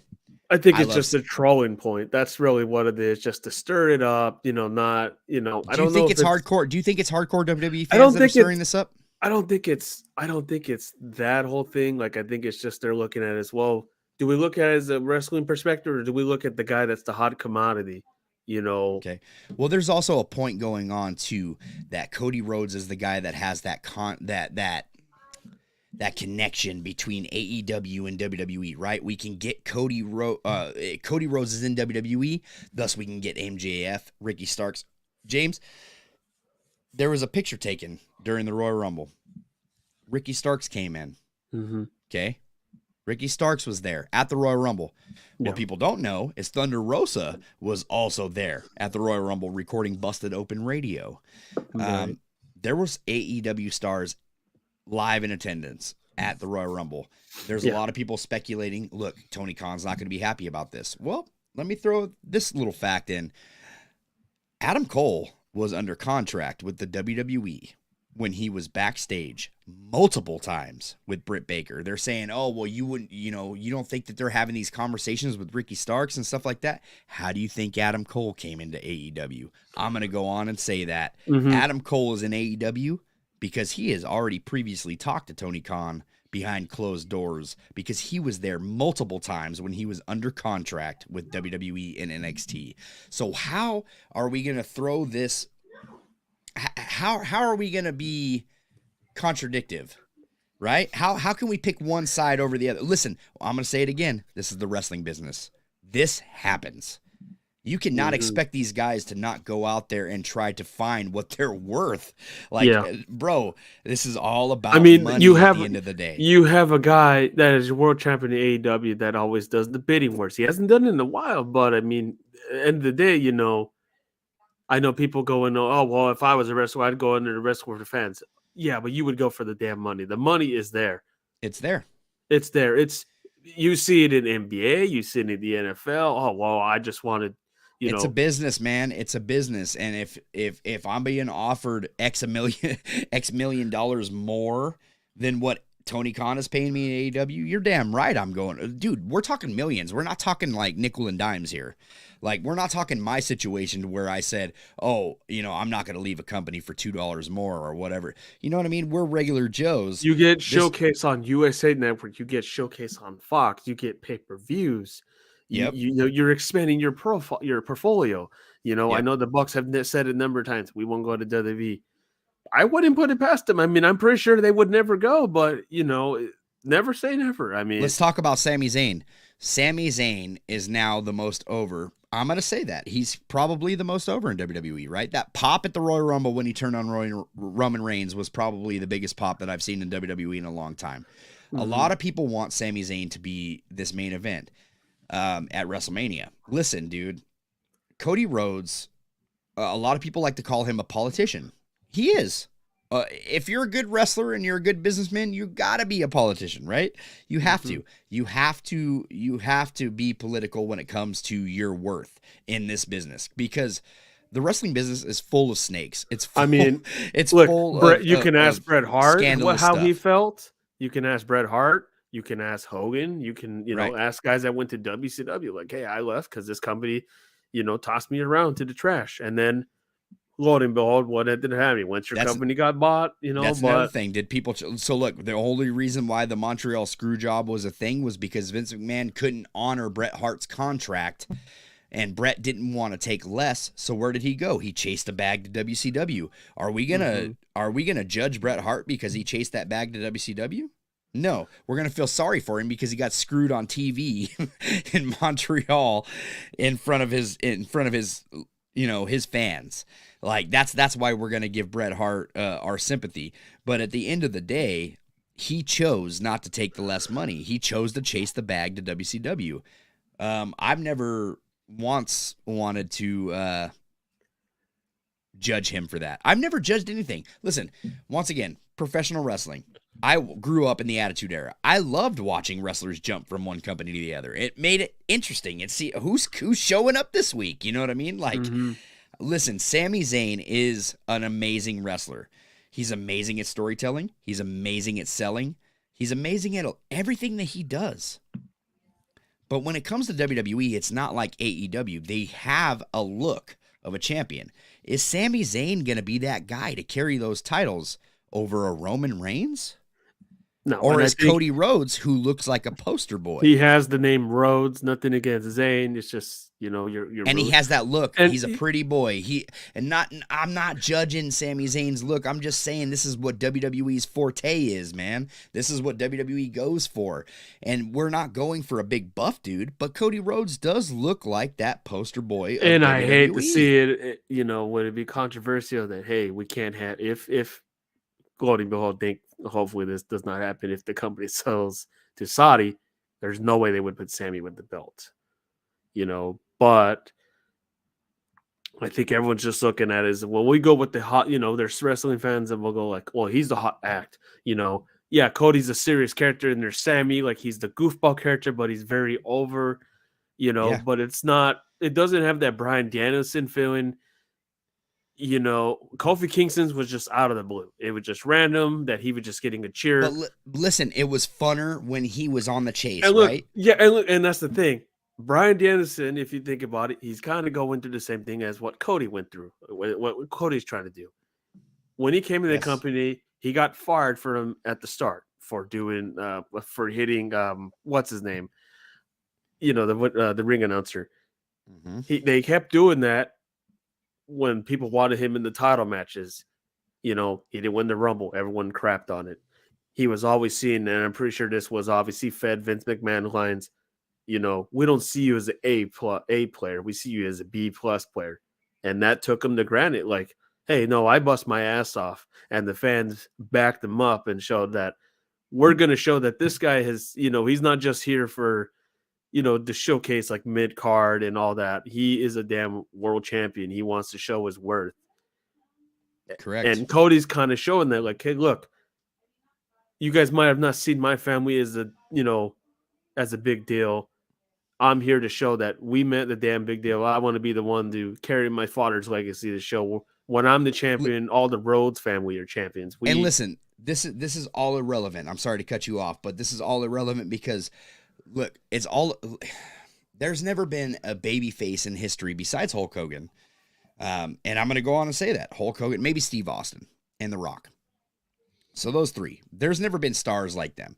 But for the most part, when a babyface chases the title, it is all about the chase. Fans are so bored of stuff so quick. Obviously, with Bray Wyatt, that's a good explanation right there. Bray Wyatt, they're bored of it because they just want to get to the story, right? So this whole thing, it doesn't matter if it's Sami or Cody, they will be bored of both of these guys in 2 months after a title reign. Just ask Rey Mysterio. I mean, Rey Mysterio, he won the title, and then it was, all right, that's it. Then nothing really. That's what I'm saying. It's all about the chase. Look, all the AEW fans that are upset with Cody Rhodes right now about, winning the title or being a sellout or being, corny or whatever they call him nowadays. Like, listen, Cody Rhodes, mark my words, will be back in AEW. He is not he is here to do one thing and one thing only, and that is add to his family legacy. He's coming to win the title, and I'm pretty sure he's shipping out after that. RSTV says it's Cody's time. KO and Sami are winning the tag team titles. I stand on the American Nightmare, and that's that. Yeah, and I was thinking about it. Well, I'm right there with you, brother. Yeah, and I was just thinking about it a couple of days ago. What would they do if they have Sami and Roman fight at Mania? He wins the belt. Well, who's taking the Usos off the belts? I mean, I can't think of any other tag team. I mean, you got to fill that hole for the tag team, and that's where we're going. That's the missing hole. The only one I can think of, but I'm pretty sure they're not cleared, is the guys they beat to unify the titles, and that would be Riddle and Orton. But that would make no logical sense. And how did Sami come into the whole thing? He just talked to Roman, and who was the one that judged them? A tag team member, which was the Usos. They didn't judge them. They didn't trust them. They didn't like them. You take their hero down. And look, and I know that's everyone's look. Well, he took down Roman Reigns, so that's what he wants to go for. To me, it's kind of a downgrade going after the tag belts. I want to win the world title. That's the main piece in the company. But when you throw in Kevin in there, you push it as, hey, that's your friend. So I want to win the gold with my friend. Sami, as much as fans want him to get up there, don't get me wrong. Whoever beats Cody for the belt, because I'm pretty sure it's obvious that Cody's going to win the belts at Mania, but it's not 100%. But not 100%, no. But I'm just trying to prove my point on why we got all this Cody hate. You know what I mean? And on mostly the Cody hate is coming from bitter AEW fans. And I'm an AEW fan. I love AEW, but I'm not bitter on this situation because I grew up in a wrestling era where I watched wrestlers come from one company to another chasing a bag. It was always about the money. So I just don't understand the argument here. Like, listen, well, he's not loyal. No. None of these guys are loyal. I don't care what you say. Like, Sting is the only loyal guy that I've ever seen in the history of pro wrestling. Did not want to go. And the only reason Sting didn't want to go is because there was no guarantee that he wouldn't get his character changed. If he would have gotten that guarantee, he would have jumped and flipped to WWE in a heartbeat. Guarantee. Yeah.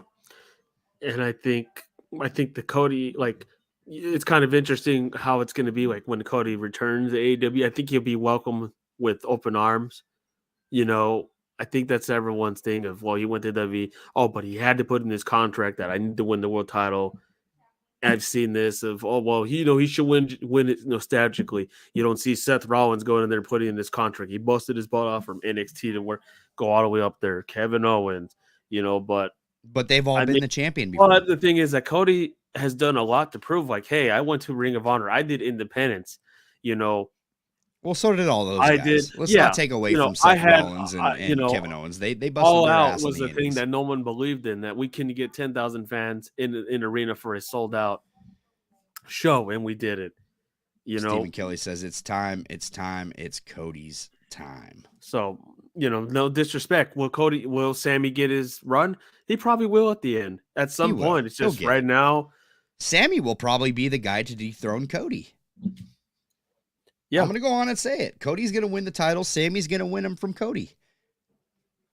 And I have no problem with that. Let Cody finish his story, though. Yeah. And look, I know people, I was just the one joking out there like, oh, well, Kofi Kingston. Yeah. And they, I don't have nothing against it, but I mean, it was a big deal for being a black champion, and they had to pull the trigger on that. That was obvious. You've seen wrestlers crying. I can already see Goldust. I mean, I don't know if he'll be in attendance for the show, but I know he'll be breaking down for sure. Cody Rhodes has a lot of fans in AEW as well. Like, all of his friends, they're rooting for him. Jade Cargill just posted a really cryptic tweet, and that was towards Cody Rhodes. She's happy for Cody. Yeah. All these people are happy for Cody. Ricky Starks, MJF, everybody is happy for Cody. They want him to finish the story. Look, I'm telling you, I think prediction's going to come true. Cody Rhodes is coming back to AEW when he's done with this. He'll be welcome to me. It might take some time, but he'll be welcome back with open arms to show, look, I just wanted to do that to win something for my father.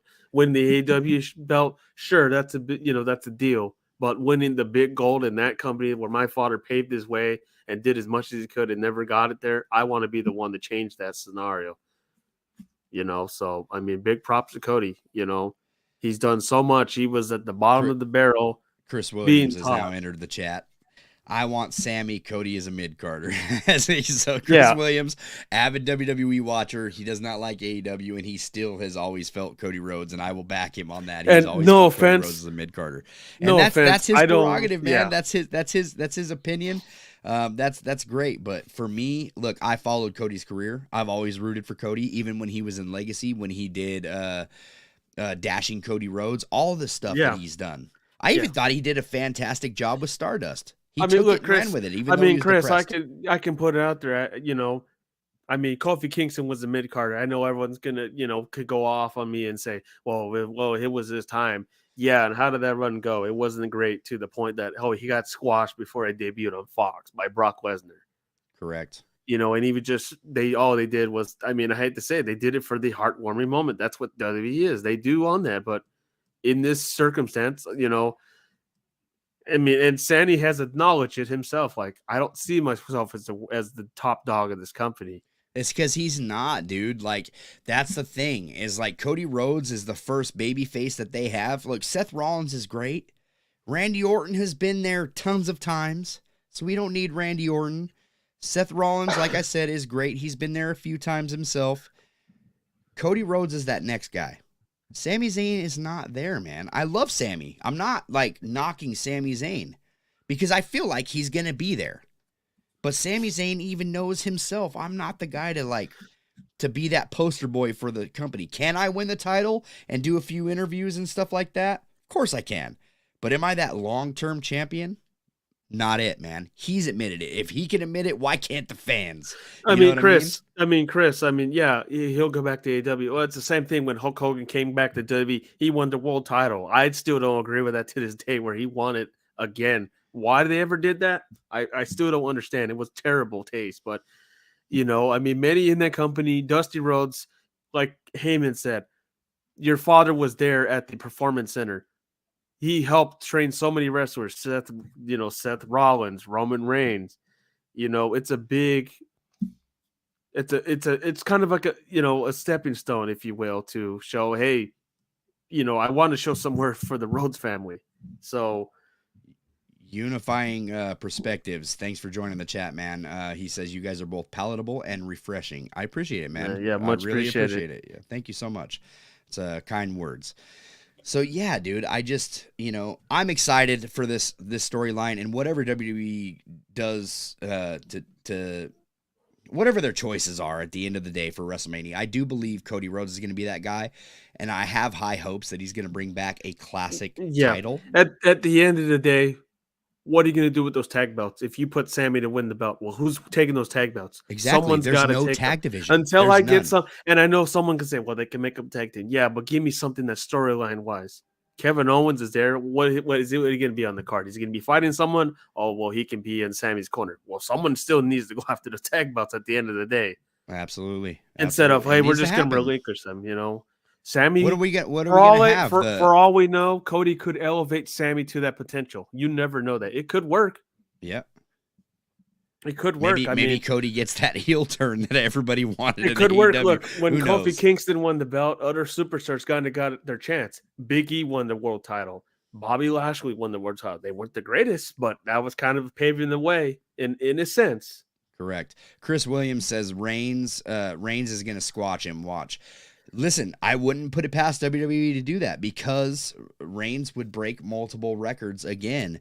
And as upset as I would be about that, I'm not saying that that's a wrong perspective either. I feel like WWE would do some stuff like that. Dude, they had Sting versus Triple H, and what did they do? They had Triple H win, and everyone got pissed off about it. It was, sorry, we're not having a WCW guy win against Triple H. No way. It's very. So I mean, I wouldn't be surprised, but we'll in this circumstance, man. I think there would be a lot of hate on the company. They got a lot of hate. They know this when they booked themselves in the corner with The Fiend losing to Seth Rollins in the most god-awful way, and they changed their mind right away. So I don't think they want that hate perspective. I think they want that golden moment. And Cody, you have that golden moment. Someone's going to have to beat Roman at some point. I feel like you have to finish the story. Don't give me that garbage. Oh, hey, Roman's just going to retire and that's it. I don't want to hear that. That's just crap. I feel like you have to finish. This isn't Asuka where they did that with NXT, where she won the title. She ended up going all the way, and then, hey, I'm leaving the main roster. You can take the belt. It was crap. Correct. Oh man, what a discussion! I'm glad that I got to get this like Cody Rhodes hate off my chest. I hear so much hate for this man online, and it's just like, look. This is the professional wrestling business, man.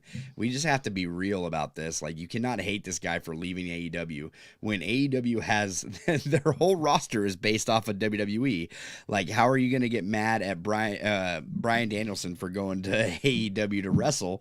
And then I don't know. It's just, to me, it's fans contradict themselves, and it sucks. Yeah. So RSTV says if Cody can't do it, maybe Seth. I agree. That was the only. That would be the only other option I can think of. He was with the Shield.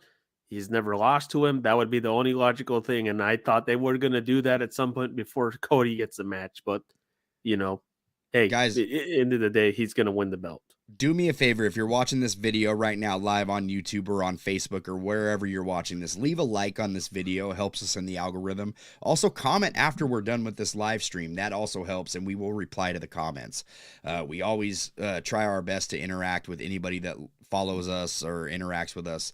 So, yeah, help us out a little bit. And if you're listening on audio podcasts, Apple Podcasts, Google Podcasts, Spotify, anywhere where you can rate and review, give us that great review, man. Give us a good rate. That helps us in the algorithm. Guys, we're going to get into AEW Dynamite tomorrow night. I want to talk some AEW because this whole show has been about WWE, and I love AEW as much as like it may have came off that I had animosity towards AEW. That is not the case, I promise you, because AEW is one of my favorite shows that I watch on TV. I just want to defend Cody as much as I can on this podcast because I'm a Cody fan. Guys, we will be right back right here on the Pro Wrestling Shoot. We're going to take a word from our sponsors over at Manscaped. Yo, we got some breaking news. Manscaped now sells beard products. That's right. They are once again revolutionizing men's grooming with the brand new Beard Hedger Pro Kit. From a beard trim to a fresh shave, this technology behind the Beard Hedge Pro Kit allows you to shape your signature beard look. Now you can finally use Manscaped products to make your drapes match your carpet by going to manscaped.com and using our promo code PWShoot to save 20% off plus free shipping. It's time to tame your mane. No one likes a weird beard. Say goodbye to all your stubble trouble with Manscaped's Beard Pro Kit. It all starts with the Beard Hedger.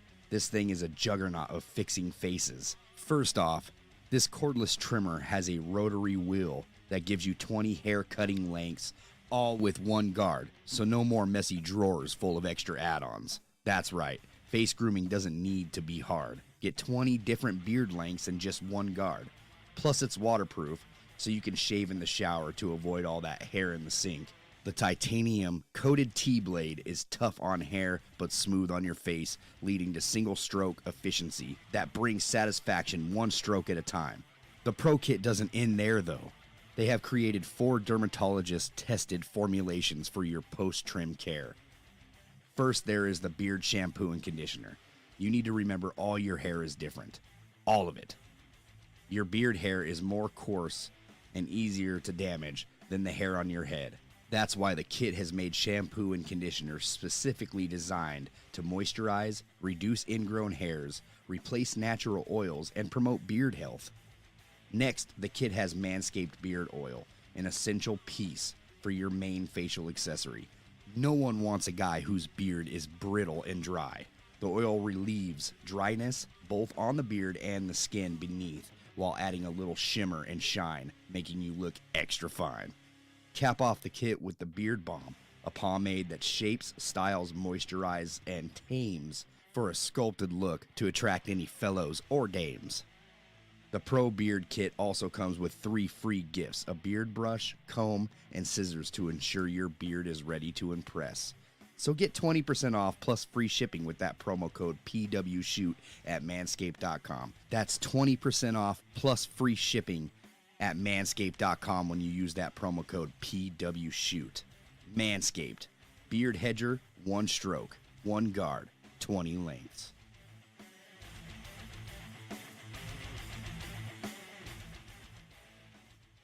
All right, we're back on the Pro Wrestling Shoot. Guys, support our sponsors over at Manscaped. They got a lot of good hygiene products over there. Use that promo code PWShoot to save yourself 20% off, plus that free shipping. It's been a hell of a conversation when it comes to this Sami Zayn thing and Cody Rhodes. Obviously, I'm a Cody fan, and I'm biased, and I'm okay with that. I'm all right with that, man. I'm okay with being a Cody fan. I'm a Sami Zayn fan as well, but I just feel this is Cody's time, man. You got to finish that story. Afterwards, we can do whatever we want with Cody, but I feel like Cody will bring us a lot of good content if you let him win this title, because we will possibly see some classic titles in the mix, and that's going to be a great thing. Everybody that's in the live chat, I appreciate you guys for showing up. Thank you so much. We're going to talk a little bit about AEW Dynamite, if that's all right with you. If you're listening on the audio podcast, I know that you're familiar with every time we end our show, we usually give you a little preview to AEW Dynamite tomorrow night live on TBS. Stacked card, James. Very stacked card. January was a killer month for AEW. I feel like February is starting off really hot as well. Yes, the last Dynamite, very killer. You had a fantastic main event. Darby Allin and Samoa Joe just took it to the extreme. Yeah, So, Daniel Brian Danielson. I always confuse it.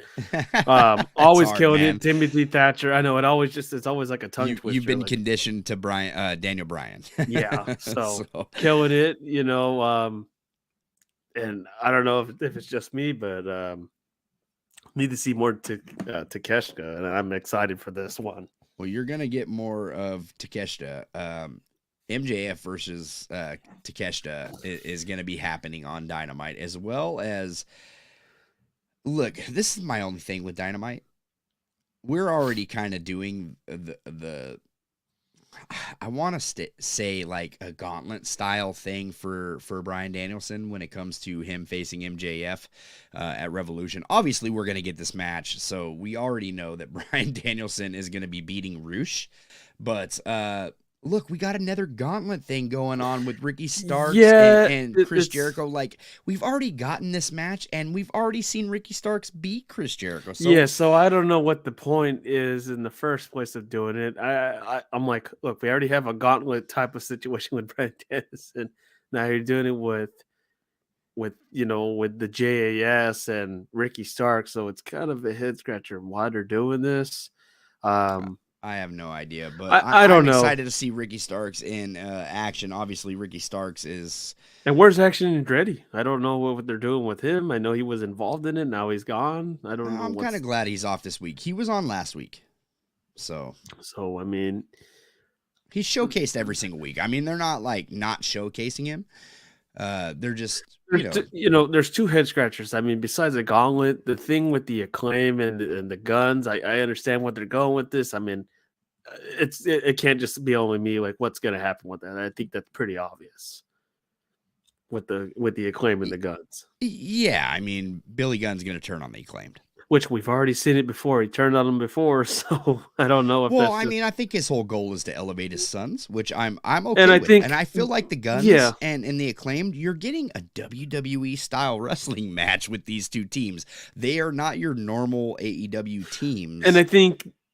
As much like Billy, with Billy Gunn, he kind of he helped the Acclaim, and now I think he's like, hey, I've done enough for you guys. You guys can show your worth and do it solo. Correct. So I think now my sons, they haven't had much. They've been a mockery. They've been made fun of. Let's push them to the point, So I mean, same with but hey, they could do a lot better than I'm thinking. They're doing what Takeshita. And I brought this up to a guy that I always see at the grocery store. Takeshita would not be in this position in WWE whatsoever. No. He speaks very English, very little English. Would not be going after the world title, even facing the guy. Just ask Shinsuke Nakamura how that went. I agree. A match that I'm actually pretty excited for. And look. I've thrown a lot of shade at the women's division in AEW, but this women's division is growing on me really quick. Jamie Hayter versus the Bunny in an eliminator match. Dude, I'm excited for this match. I can't remember the last time that I was excited. Well, I can. It's been all month of January. Listen, these women have been killing it in AEW. They went from probably the least loved women's division in all of wrestling and this is in my eyes, this is my personal opinion, to the most loved. I love the women's division in AEW now. They've changed versus the Bunny. I'm excited. How are you feeling about this? Yeah, so it's funny that you brought this up. I actually like how they're going with this. They swerved this like, oh yeah, we were thinking Mercedes Moné was going to be at the LA show. No, instead we, down the line we got Tony Storm and Saraya working together. They were, faces for the time. Now they're heels. Now they're going after the heels, but they're heels in the perspective. So now it's like it's kind of a mystery guess they're giving this, and now it's like WWE. It's the whole WWE versus AEW originals, right? Yeah, and I like that. And now then you got another WWE original. You got with Willow, Ruby Soho and Willow being the good people in this situation. You have Britt Baker and Jamie Hayter is still the heel, so it's kind of like they're kind of giving you the mind juggling there. She does not go in heel. They give you a different perspective, and I actually enjoy it. I think they should showcase Jamie Hayter a little bit more. I think I would ask for that. But I mean, hey, she's fighting. They're doing somewhat with the bunny. I know she's always there, been managing the Butcher and the Blade for some time. Now they're trying to get her up there. I think Jamie Hayter may be my favorite women's champion that AEW's had so far. Am I wrong or weird for saying that? I'm really liking. I don't know. I'm really enjoying her as the champion. I think if I'm just hoping, can we do something with the Jade situation? I know that you wanted to get to that 50-0 peak. It's done with. She's Goldberg at this I point. just don't know who they think they're gonna bring or what's gonna happen with her. Listen, Jade is getting better though. Yeah. So much. And better. I know everyone has like protested and said, well, they should have Britt Baker go out there. They should have Saraya. They should have Toni Storm. They might have something in plan that I don't know of. I mean, she tweeted something about something. I'm excited for something, so I don't know what's going on. But the women's division is a lot better than what it was before. I'll tell you that. With just one storyline it took for Saraya and Toni Storm to switch. See where they go with it, but I'm excited for that.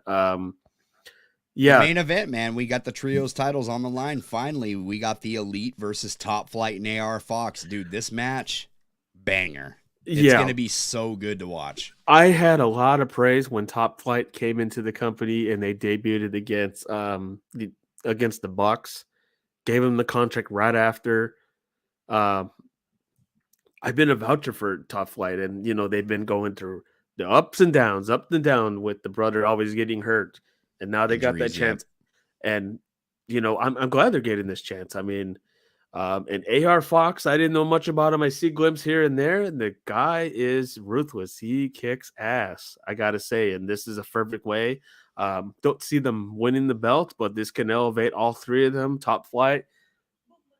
I could see it in the future, them winning the tag belts. They could be the ones going after the guns. If Chris Williams says trios is whack, man. Whack.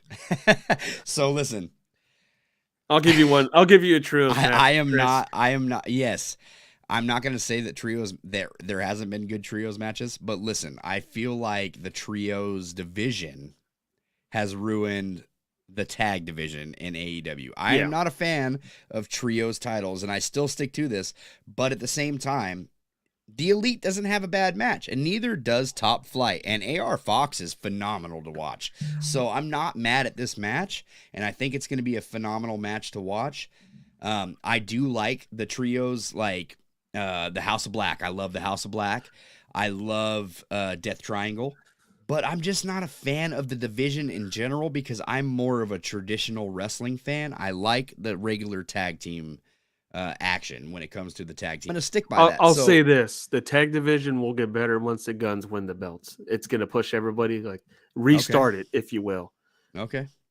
But yes, I agree with that. I had a buddy of mine tell me, hey, they got to do something with the House of Black. I mean, that's a possibility. I mean, they could have. I know they've been having was it them? I don't know. Maybe it was somebody in there that had visa issues, so that could be a reasoning. We haven't even seen Death Triangle. I don't know what's going on with them. Are they going to come back? What's going on? I'm not sure. I know that Penta is taking some independent bookings. Man, we got him over in Prestige Wrestling coming in April. So, man, I really want to go to the show, but it sounds like they're sold out. And I haven't got my tickets yet. But Stephen Kelly says, Jesse, you were right about the trios titles. Chris Williams says, bingo. No, Chris, he's right about it. I know you're not a fan of AEW, and I know you don't like watching AEW. I really suggest watching this show tomorrow night on TBS. Check it out. Watch the show in its entirety.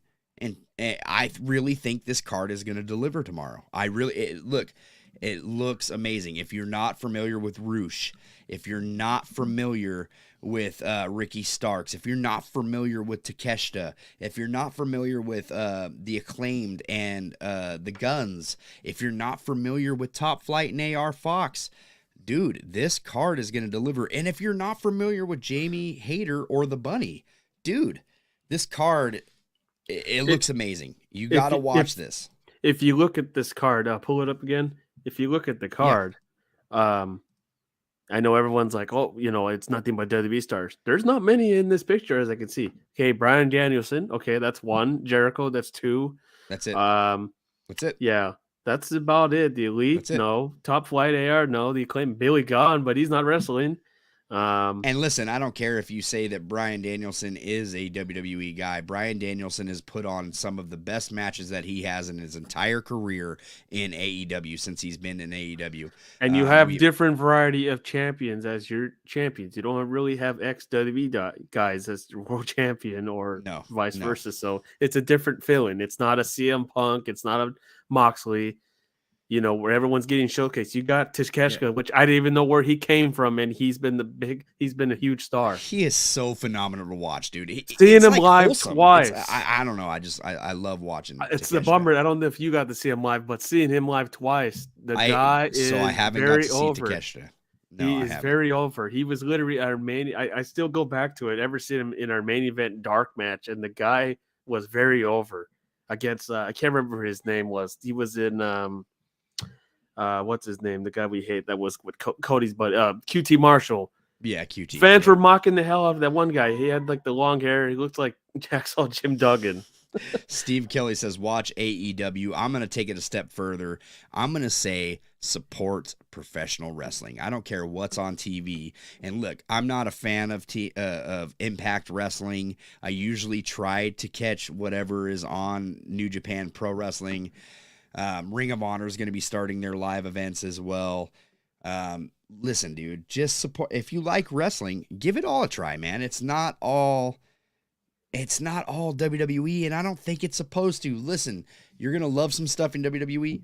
You're going to love some matches in AEW. I promise you. Like, if you're not watching AEW and you're not giving them a chance, you're kind of you're missing the boat here, and you're robbing yourself. You're only seeing the pay-per-view every 4 months compared to a pay-per-view we're having for the Chamber in 3 weeks after the Rumble. That ain't right. Yeah. And Chris Williams says, yeah, check it out, dude. I'm telling you, you won't be disappointed. I promise you, this card is going to deliver. Chris, we got a task. We'll see you next week. You got to give us your review. Yeah. There you go, man. Chris Williams live on the Pro Wrestling Shoot next week. He says, he did pick on my guy Bryan Danielson. Yep. So, yeah, man, that's all I can really say for the end of this podcast, man. I'm gonna say, listen, just support professional wrestling. If you like WWE, there's gotta be something on AEW that you like. It's not gonna be the same storytelling. Listen, WWE is about that cinema stuff. AEW is World about wrestling pro entertainment. Like you know. Like Chris he Jericho. said, was it Jericho? I think it was Jericho or Bryan Danielson. I think it was Bryan Danielson that Vince entertainers. Okay, well, Danielson got asked by Vince, what are they doing different that we're not doing? And it's obvious. You're more entertainment. They're more of the wrestling stand. Some people like the soap opera style, and some like the wrestling nostalgia. That's pretty much the difference. Chris says, dude, I would have been watching AEW from the beginning if they hadn't started talking that mess. I've told you. Listen, WWE started it. I mean, I'm going to go on and say it. I remember when Triple H called it a pissant company. So, I mean, look, Chris, I mean, I know you weren't a big fan. I mean, I think he said this. He didn't watch WCW because they used to trash talk WWF. Yeah. So, I mean, I'm not surprised that he's the boat on WCW because they had some great stuff. But too. WCW was kicking their ass at the end of the day. Of course, we obviously know what happened later on. And shout out to the Bucks always doing the kiss salutes to Ted Turner every time they see his picture at the airport. Yeah. So, yeah, man, it's going to be a phenomenal week of wrestling. Obviously, we got SmackDown this Friday as well. We're going to see some more Bray Wyatt stuff. Hopefully it's a little more than a 10-minute clip or less. I know that the fans are getting impatient. James, we've went this whole podcast without cussing once. I'm really proud of that. What a liar, Mr. I watched WCW. Well, then what's the difference, Chris? I know, I watched WCW. He did watch it. We've reminisced about our WCW memories. Well, there you go. What was the problem then? I feel like this has been a very fun stream. Really good conversation. James, thank you for joining me. Michael, I hope we see you next week. Sorry you had internet trouble. Just has the worst of luck when it comes to streaming on Tuesdays. Michael does, man, but he's a busy guy. Guys, follow us on Facebook, Instagram, TikTok, and Twitch at The Pro Wrestling Shoot. Follow us on Twitter at TPWS Podcast. Like the video. If you're in here right now, Like the video, helps us out. Comment right as soon as we end this, man. Comment your thoughts on Cody Rhodes, on Sami Zayn. I don't care what it is. Even if it's against what I feel is right about Cody Rhodes, please comment. Let us know, man. I appreciate and love everybody's opinion. Wrestling is subjective, so let us feel that in the comments, and it helps us out in the algorithm. If you're listening on the audio platforms, Apple Podcast specifically, you can rate and review on Apple Podcast. Please do so, man. Give us that 5-star if you think we've earned it. But if we have earned it, just know it helps us out greatly. We have a merch store also in the description of this podcast if you want to support us that way. Tons of designs. Go check us out, man. If you don't want to buy anything, that's fine, but go look at the designs that we have. I'm pretty confident that you'll find something that you like. And also, another way to support us is by going to our sponsors over at manscaped.com and using that promo code PWShoot. I'm Jesse Carter. He's James Pinard Jr., and we will see you next week right here on the Pro Wrestling Shoot. 4:30 p.m. Pacific Standard Time, Tuesdays. Valentine's Day. Yep, Valentine's Day, baby. Let's do this, man. We're ditching date night. We're doing a podcast. Let's go. What's that? Yeah, we're going to dinner. I'm just kidding. Once again, I'm Jesse Carter. He's James Pinard Jr. We'll see you next week right here on the Pro Wrestling Shoot.